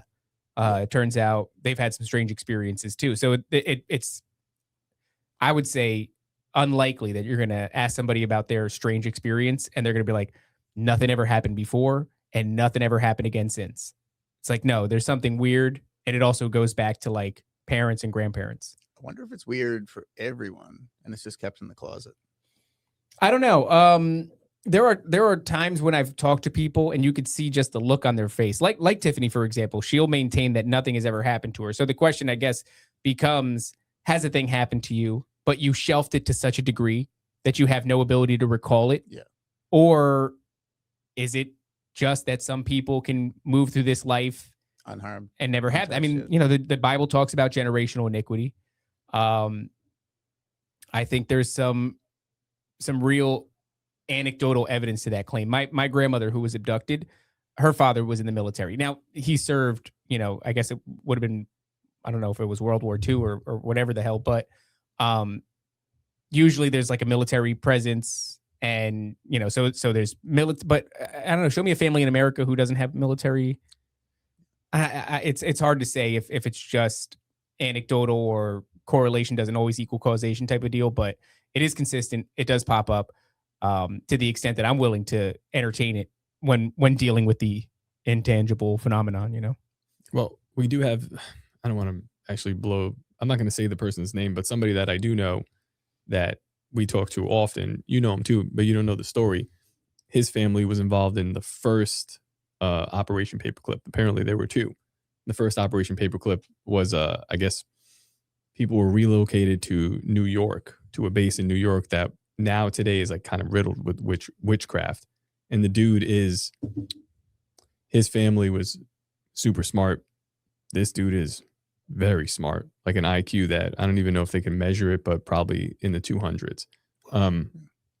And from the little bits and pieces that he's told me, like the things that his family is working on and the things that he was working on, yeah, it's all like weird government related stuff. He can't even come on the show. It's just somebody that I talk to that I find very interesting, but I don't want him to come on the show because I feel like Yeah, get him in if it's trouble too here. close to Yeah. you, yeah, it's not a good move. But yeah, this stuff is generational. Yeah. And it kind of goes down the line, and we're looking at. When I talk to him, it's very clear that I'm looking at somebody who is like close to it. Yeah. But Oh, interesting. yeah. Yeah, I pray that I'm far enough removed where I can disclose some of these things, because Mhm. like it's felt pretty intimate before. Personal. Yeah, I mean, my grandfather even he was one of the first people to touch down after the bomb was dropped in Hiroshima, Wow. and he writes about it in his memoirs. He was been interviewed, and Must have been a nightmare. they stole a Jeep from the Americans, and they bombed around, and there was like, they saw some terrible things, of course. And I mean, it's interesting because I'm still critical to the fact of like, he's a believer that the bomb fell, but again, he has no distinct, I mean, I'm here. Would he not have been fully irradiated? I mean, we all watched that's Fallout, soon? right? That's a great show. Yeah, that's soon after the thing drops and you're cruising Yeah, around. and he's cruising around in the Jeep, and so that story doesn't really add up, which is, I mean, his testimony makes sense. I believe that to be true. But the radiation But the aspect, radiation thing, yeah. like that, I think that's the big lie about the nuclear stuff, like the Seems pretty fallout. obvious. Yeah, but what else are they lying about? I don't know, but we know that they got big ass bombs. Certainly do. Yeah, I'm much more comfortable calling them big ass bombs than I am. Yeah, Yeah. nuclear or whatever. Probably more accurate. yeah, just a huge bomb. Doesn't minimize like the damage. destructive capabilities of the damn thing, but Mhm. it's like, is it an uninhabitable hellscape for thousands of years? Well, the wildlife would beg to disagree.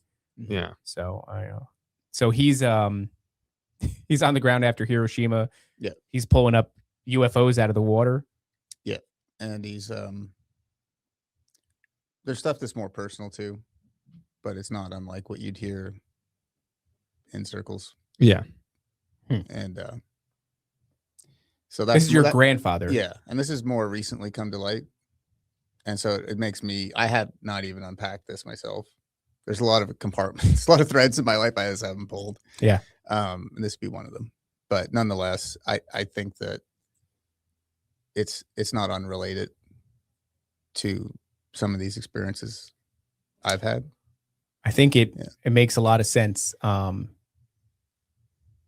Just through that lens that I've become comfortable looking at things through, which is generational iniquity. It's just funny how many things the Bible can address. But in that same way, like when you're a conspiracy theorist or you're into this gnosis, and if anybody doesn't quite know what you know, then you're not really having it. You can't hear it from them. When the church, in its modern day visage, which is kind of like nerfed and innocent and almost naive, right, is some ways that you could describe the church, or at least if you're looking at it from the outside, you might say 501c3. yeah, you would caricaturize it and turn it into a little cartoon character, and it's innocent and it's naive. And how are you going to tell me what the answer is when you don't even understand about Operation Paperclip? You know what I mean? Like that kind of crap. Truly, yeah. Because then you start looking into the Bible and it's like, no, it has a pretty good handle on these things. The church, man's inability to articulate it or propagate the information in a way that prepares the herd, isn't the fault of the information itself. Because I truly do find generational iniquity to be a great descriptive of what's happening here. It's like our grandparents, somebody in the lineage dabbled in something. They got too close to something. They sought the wrong answers. My grandmother sought the new age. And then you just see the ramifications all down the line. And that would actually tie in quite organically because he was very poor.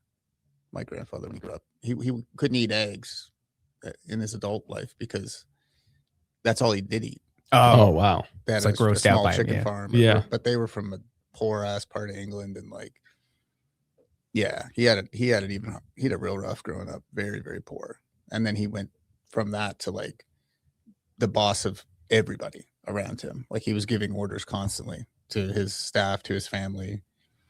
And it's strange, it's something else to consider here is that he, being a brutal man he held my family together.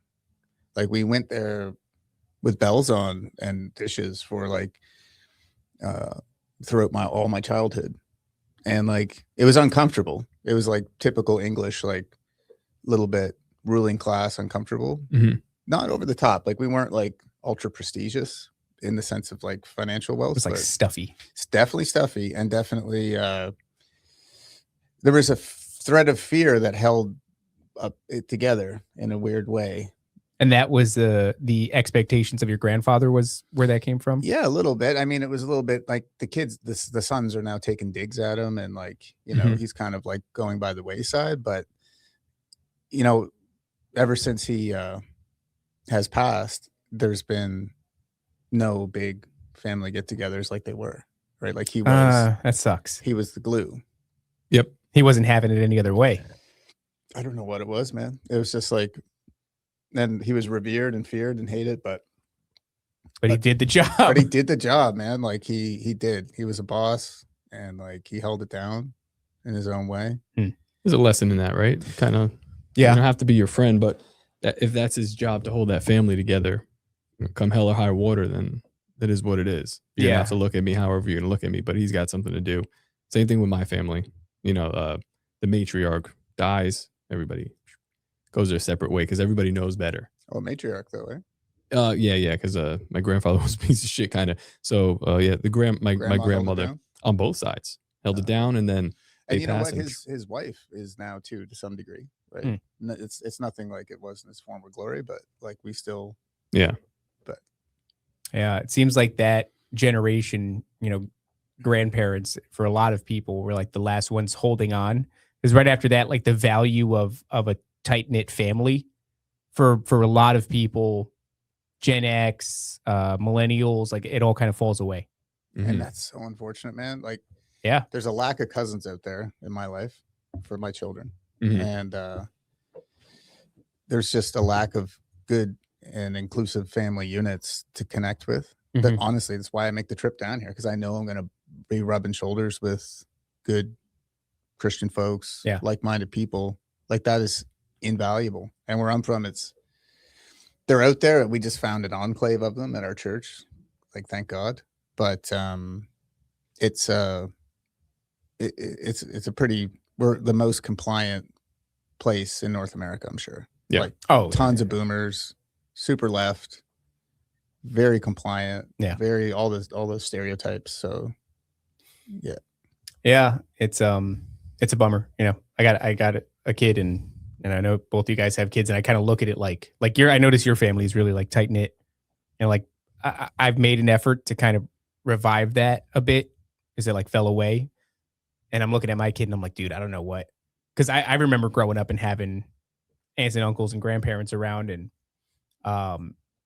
for a point in my childhood, and then it all stopped. And I think like what I'm learning is kind of like your story. Without that, there's your identity within Christ, but there is also like this other, like, what did I come from? yeah, Like, who are these people that, even though I'm not aware of it, informed who I became? Because there is like genetic memory, right? All this is passed down, these traits. Yeah. It's like, where do I get all this from? and knowing that, and in fact, that's why they're trying to depart us and get us into this big the she thee them jellyfish blob of like we're all one. No, we're not all one. We're quite very distinct. unique. We're very unique. And if you are familiar with what makes you unique, like I know a bit about my family lineage, enough to go back a few generations. And it set me apart from like, it made me almost like a black sheep because I gave a shit about that. Like I wasn't doing the typical like joining the hockey team, drinking Tim Hortons, and smoking cigarettes. Right? Canadian Like thing.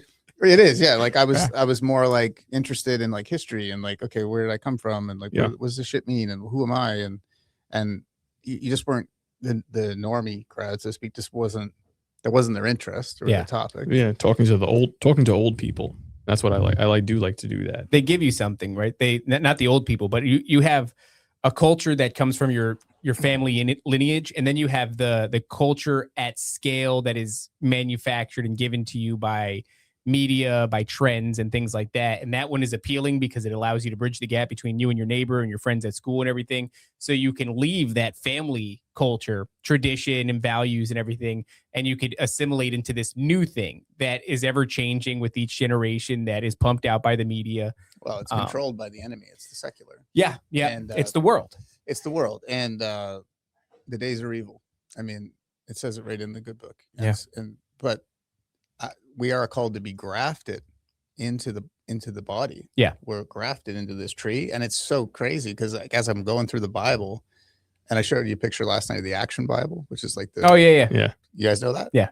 Cool. So I'm reading that through a second time with my daughter now. Yeah, I have that. But I mean, by being grafted into this family, it's like it makes it, not only does it add social cohesion, but it gives you a sense of history where it's like, I've been adopted into God's family. And I'm still not wrestling with that, but still contemplating this philosophical ramifications of that. Yeah. What does it mean? Oh, An endless amount of things. How empowering is Yeah. that? Well, To know that you're taken care of and you have a lineage, and the enemy is trying to tell you, you don't have a lineage. In fact, you don't even know if you're a boy or girl. yeah, and dude. I think in a way, we'll pat ourselves on the back, but this is what Matt was trying to achieve with this coffee shop. So that Christian library back there, it's for Bible studies and things like that, for people to, I don't know, talk with each other about God. But the name of the standard, the standard that you have on your chest there is not because like, oh, this is the standard of coffee. That's what I assumed, right? Like, here's the standard. This is like the benchmark. He said, no, the standard is a person. He's like the flag bearer, and he lets the troops know where to regroup at. Oh. So that's why this place is called the Standard, and that's what that place is back here. But at large, just in general, and here you are. It's basically like, this is the calling card of like, oh, you're lost. Well, we are in a war, but we're gonna regroup over here, and we're gonna do, and Amazing. yeah, exactly. So what you just described is the mission of this place, of what Matt has been trying to do. And, I mean, again, like I said, the Bible studies are great. I think even the podcast is great. Not necessarily exactly what he's trying to do, but what he's trying to do is bring people through that door to regroup. Yeah, that's And interesting. what are we doing here? I felt It's our regrouped base in the- yesterday, for sure. Yeah, it's like our base in a war. You're on enemy grounds, but we do have a spot set up. Yeah. If you're nearby, come in. It's there's grass on the wall. Come in. Yeah, that's interesting. So I mean, yeah, as far as generational iniquity, I know you said there's some things that you're not going to go into, but it sounds you've laid enough of an argument for me, at least that kind of confirms my bias. The reason you're experiencing these things is probably because somewhere along the line, something has, maybe Who knows given what access, kind of contracts this man made. agreements, any don't number know. of things, His life changed a lot, and impacted his family for generations. And in fact, on my mother's side, I mean, do you guys want to hear about that? Like, that's, Yeah, dude. it's not necessarily paranormal or NDS, but I mean, that's even crazier. On my, and I just come to find this out more recently because I have a cousin in Ontario who gave me like a family history, and they're Heinz, which is they were German. Ketchup people. Similar, spelling's different. Oh, damn it. Yeah, but they came from Germany, and they actually came to the States first, I think down around Maine, and then they made and then the pioneering ones or whatever, his name was Soldier Ben, and this would have been my great grandfather of 7 generations ago. He went up to New Harbor in Nova Scotia, and this is like when there's nothing. Yeah. Like nothing. And they had their boat, and they had another boat with their timbers and their supplies to build their encampment and their town, and that ship sunk. Oh shit. Saying And so they landed, and some of his early memoirs, and we have them, is like being raided by Indians and women just offering themselves. Yeah. Because they're so vulnerable. Like they're just like, take me, take me, take me, take me. Like, Right. right. And like, I was reading through some of this, and he was actually pretty wild, like chopping up Indians. Like he was like a mercenary. Like he was there to, they were fighting and he was in the fight. And this is so funny. I don't share this. What the hell happened to Canadians? Right? Right? Like it's not, our history is not entirely different in a lot of regards. No, right? it's It's very similar. same It's damn continent, same struggle. Yeah. it's a pioneering place, and he was one of the first pioneers there. And so he went on to be beef with these Indians for many years, and actually ended up, and it's written that we have a generational curse. No shit. Yeah, as a result From the Indians? for 7 generations. Oh shit. Ha! Yeah. 7 generations, you say, eh? Yeah, this is what and it's interesting because like my family would have success and then failure, success and then failure. Like they owned a bunch of land and were like fire chiefs and mayors and different things in my city, and then they would all go away, or they would become alcoholics, but it was very tragic. Yeah. Mhm. But it would be like a rise and a fall, and like but it wasn't a consistent, like there was no harmony. Yeah. Right. And so, and that follows true. I've lost 2 uncles to suicide as well. I also lost an uncle from that specific side to suicide. So Man. So they're thinking that Indians put the curse on your family. Well, how because did of he the war? say how he determined that? you know, this is another one of those things, dude, where it's a thread. It's a thread where like I read through it once, like 5 years ago, like around COVID. I connected with her because she's on the same page and stuff. And I kind of read through it, and I was really kind of like, I printed it all off and I kept it, but it was like almost too much. Like to me, it was like, because I struggle with the arrogance and the vanity thing. I don't know if that was it, or like I just didn't feel. I know that by taking all that on, it would just be a lot to take on, and I was already dealing with, like, I was a guy that never wore a mask. Right. So you're already in a place battle. that everyone wore a mask. Yeah, you're in a battle already. It's I was another in a thing to fight take another every one on. day with Yeah. every cashier Yeah. and everyone Yeah. Tell for me a that. long time. Yeah. And the thing is like, even to this day, it'd be nice to be like, oh, you know what, man, I should have just gone along to get along, and I could have. No, man. If men decided to do that collectively as a majority, or even a strong minority, it would fucking shut the whole thing down. That's where they're going after the young men, Mhm. right? Because that's who's going to make the difference in the fight, because they're the only people that are going to fight, really. Yeah. So, but yeah, that's. Do you have those papers still? You know, Yeah. that you printed out? Yeah. You know, I just want to say that even in the scale of that fight, it's just 7 generational curse and everything. Remember that lady we had in here, the sort of mystic from Puerto Rico? Mhm. And she was talking about generational curses, and she goes like, it's true, there is generational curses, but it's not true that they affect you or something like that. And there was a language barrier, and I'm going, where's she going with this? You know what I mean? Like, they definitely affect you. But I'm letting her go. I'm letting her go. And then she's just like, she's a clairvoyant. And it's, you know, you hear that and you're like, what the fuck? What are you talking about?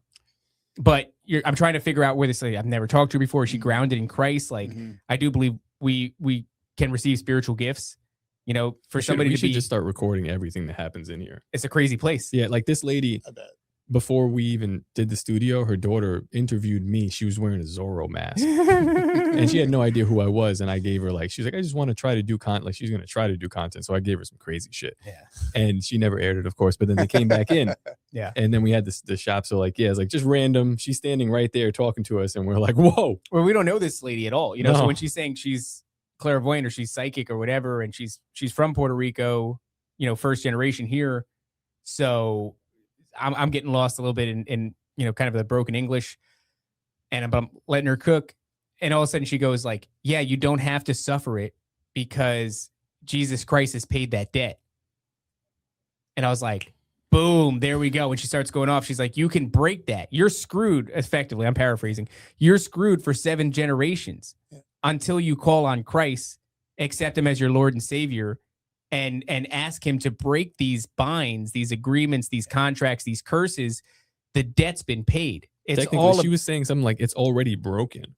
Like that's how like she's kind of was phrasing, like it's already broken. You just have to like you just have to like call it notice out. that. Yeah.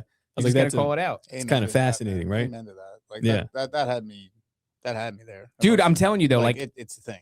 So Laura Baker, awesome friend of the show, helped me with some deliverance stuff, really set up the training wheels so that I kind of understood, like, okay, what am I asking for? What am I saying? Like, how do I frame this? How do I talk to God on these matters? And Do you mind me asking, how was your deliverance? Like, or did you? it was great. It was so she stayed on the line after a show one day, and Top left the room to go do something, and she was like, do you want to do it now? And I was like, yeah, dude. Shed all those demons in my spare room. Now they're in your office, but it was like, it was really simple. It was like repentance and then just asking. But it's like, if you don't know how do I even go about doing this thing? You know what I mean? Like even I wasn't raised Christian. So for a while talking to God was like, how do I do this? Is this a formal good day, sir? Lord, are you there? Like, you know what I mean? I don't know like what I'm doing. And eventually I realized like, it's just about talking earnestly, like trying to shed all that other crap that's blocking, like the doubt and the weirdness of talking to somebody who's not, you can't see with your physical eyes, and just being earnest. And so, eventually I just got to this point where it's like, I'll check in every once in a while. I was like, I don't know what agreements I've made, anything that I've come into agreement, anything I've spoken over myself, knowing or unknowing, and anything that's happened in the past, anything that my grandparents or any of my ancestors were involved in that gave something access to me, to break that in the name of Jesus Christ. And I don't know, it's, as somebody that like I felt multiple times in my life pretty close to what you might call like the veil, like seeing things and having experiences. I feel like I've done a lot of work and I've checked a lot of boxes, and I've asked and I've given a lot of things to God over the last year, that like that thing, it seems like that veil is pretty damn strong. Like, I don't have these experiences anymore. I'd hope so, because you guys are definitely bringing people into this room that, if you weren't protected. That's why I don't have that, because I've seen, I don't have that fear associated with it. I've seen it a lot. I've seen a lot of weird shit. I know that there's like so much that it can do. It can ruin your life. It can whisper and it can nudge and it can influence you to spiral around the drain and just ruin everything that's around you. But that's really the nature of what it does. And so I don't know, knowing eventually that I was like grounded in Christ, and I was on the right side of the fight, even before I had really shut all the doors. And who knows, maybe there's still doors open and I'm still working, and at any moment I could slip up in some stupid ass way. But repentance and forgiveness is always there, and the debt has always been paid. So I can always go back to a good and faithful God who forgives and who, paves the way for you and who prepares the way for you, right? Goes ahead of you and prepares the way for you. So I don't have like any fear when it comes to this shit. And maybe that's kind of foolish, but whoever comes in this door, like, you're not going to come in this door with something that's greater than my God.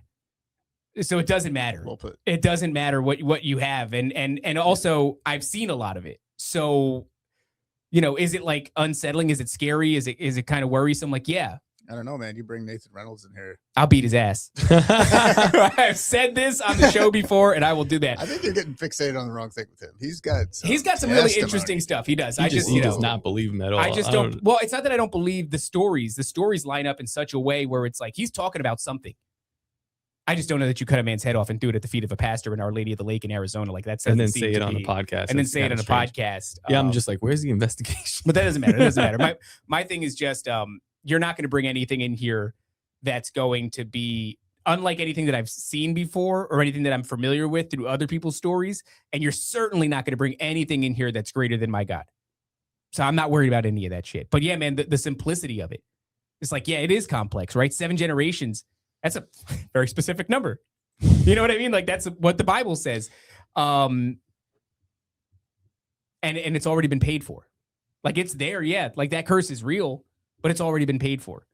And it's just a matter of like working through it and getting to this place where you're earnestly and honestly asking for these things to be broken and repenting of the things that you've done and all this. But man, that's crazy. You got blapped up on both sides of the family then. Yeah, pretty blapped up. Pretty blapped up. That's why I was pretty stoked to find Christ, because I was like, not only was I inherited these things, but also black pillow myself like a mother effer, right? Like going down all the rabbit holes and without any real vestige of like a counterbalance. Honestly, I got sucked into the Trump narrative too. Oh, hell yeah, dude. With like QAnon too. And you know what? Every time I went on some kind of a video or a forum or something, there was always a bunch of people calling it out. It's a psyop. It's this, is that. And I'm like, okay. And I would like exit it, and then I'd check it out later, and then people would still be chirping, and then I'd check out, and I'd go back in, and just one time there was people weren't chirping, and I listened to it for like a good hour, and I was like, okay, I'm in. Yeah. Yeah. That's how it happens. Right? That's how it goes. I get it, man. It's a manipulation of a good thing, and that good thing is hope. But like it's a vulnerability because it's hope in what? Hope and joy in our Lord, or hope in the world? Hope in a man that is just a human. That is just a man. And it's like, you know, it's a really positive faculty of human nature, hope. But when it's misplaced, it's leveraged against us. And that it just happens time and time again. And I just didn't want to believe it. Like, I didn't want to believe that it wasn't true. Like eventually when you buy in, I fell into those psychological traps too, where I was like, oh, this gotta be right. Please, I'm banking on it. Yeah, Right. dude. It better be right. It better be right. How Like, dope would it be if it was right? Yeah. Be Or we super live in dope. a fallen world. It's like, well, He shows up, he goes, there's only two genders. Yeah. There's Yeah. only two genders. He all right, said listen, it. I want to get this other story Let's get on to the the other record. story. Yeah. Let's get to the other story. So the farmhouse. 'Cause we're running late in the show here. Yeah. You know what we could do? I mean, this is your guys' show. I mean, No, it's your he's show. the top Whatever you want to do. but that one, it has some nuance to it. We could do that another time. How long are you gonna be here?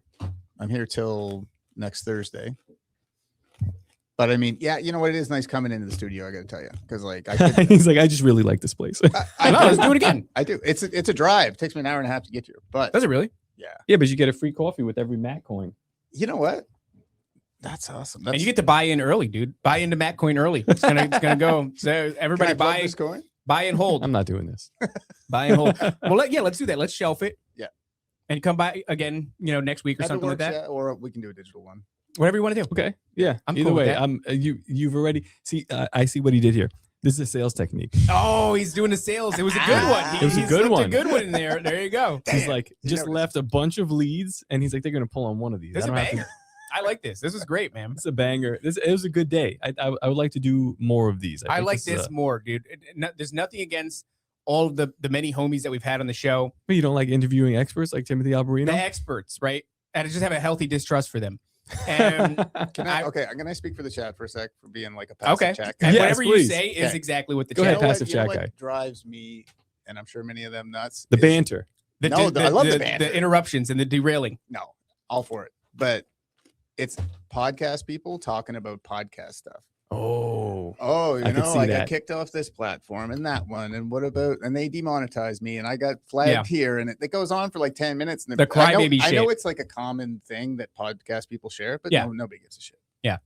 You know what it is? I think you're right. We are involved in podcast drama right now. My wife tells me, she's like, I don't My give a wife- It's the fuck. most boring kind of drama, man. Yeah, Like, it is. It is. Actually, no, this is fascinating drama. Well, this is Like, fun could for me. actually okay. it sure. could unfold into some like real government fed shit, Oh. which I hope not. But don't wanna put that on 'em. I hear you. Like I don't know who are we beefing with, the guy that stole our moon map.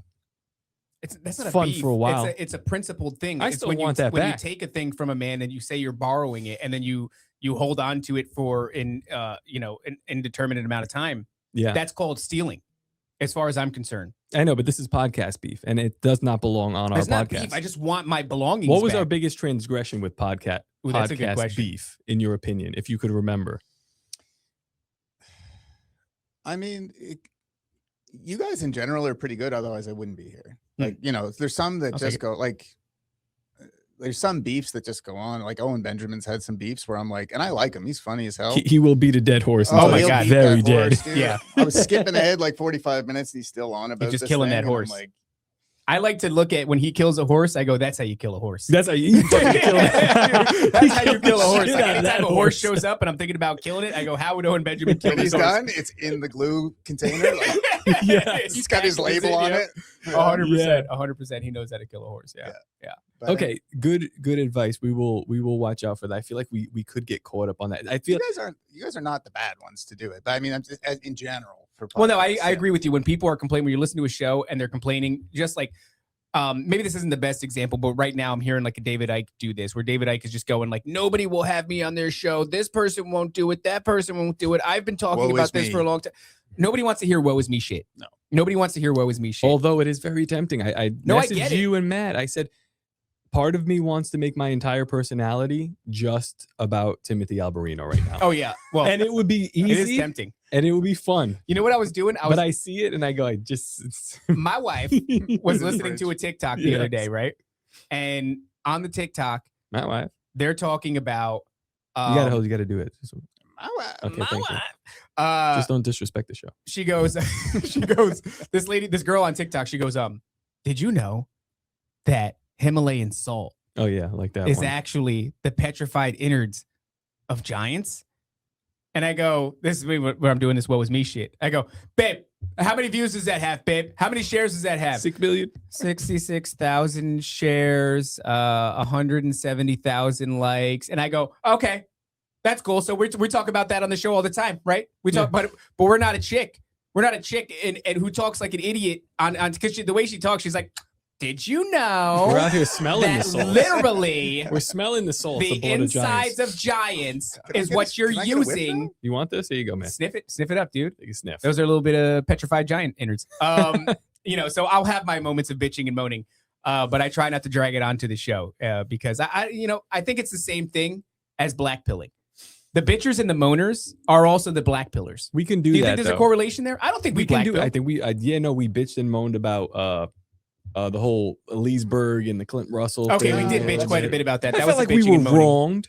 We were wronged. But then we did bitch and moan We for suffered pain. 4 months. Was it 4 months? 4 long months of bitching and moaning and whining. Lobster, Yeah. you have a certain presence with your bitching and moaning, which is very authoritative. You do, and you make it And- entertaining. and it is good coming from you. But I mean, specifically podcasters talking about the nuance of podcasting. Oh, yeah. Oh, my StreamYard wasn't working, and oh, I got demonetized. Oh, here. yeah, you don't wanna I got talk about that shit. demonetized there too. It's like, You want to keep oh, it moving. yeah. If Yeah, StreamYard yeah. doesn't work, you might hear a light joke about it, or we'll go, fucked up the stream before we started, but we're here. Oh, well, I mean, that's every show. That's every show. That's why we're late, because fucking StreamYard.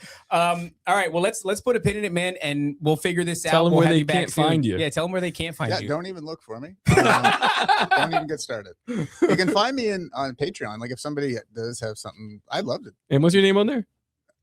Can we check your messages? Check your messages. That's a good It idea. should We'll come check. up. Yeah. I don't know, man. I just listen on Spotify, and most of the podcasts are locked. I haven't even unlocked them. Like I don't know what I'm doing. Like Oh, you haven't figured out how I'm to like, get I'm like into a couple the... weeks behind all the time, so I'm never really concerned. It's your full name on there. I don't know if I'm going to say your full name. Oh, yeah, there you are. right. There. Yeah, we are on the internet with a lot of people. Yeah, don't do that. Look, what I'll say is I'll pass people your way. If you have anything interesting to say to Dylan, then hit us up, shoot us a message if you have any insights on anything or anything that you want to reach out to him. I'll pass their information along. Sure. I'll just make a presence on Patreon somehow. Yeah, just comment on something. We'll make a post. We'll say And I'll change my name first. Dylan's going to comment below. Probably a good idea. Yeah. Yeah. And then you'll comment below. A lot of bad people on And there. we'll be like, here it is. Guys, until next time, tomorrow we're on with a bunch of good stuff, but this pre-airs, so it doesn't even matter what I'm saying. We'll see you soon. Don't forget to obey, submit, and comply. Goodbye.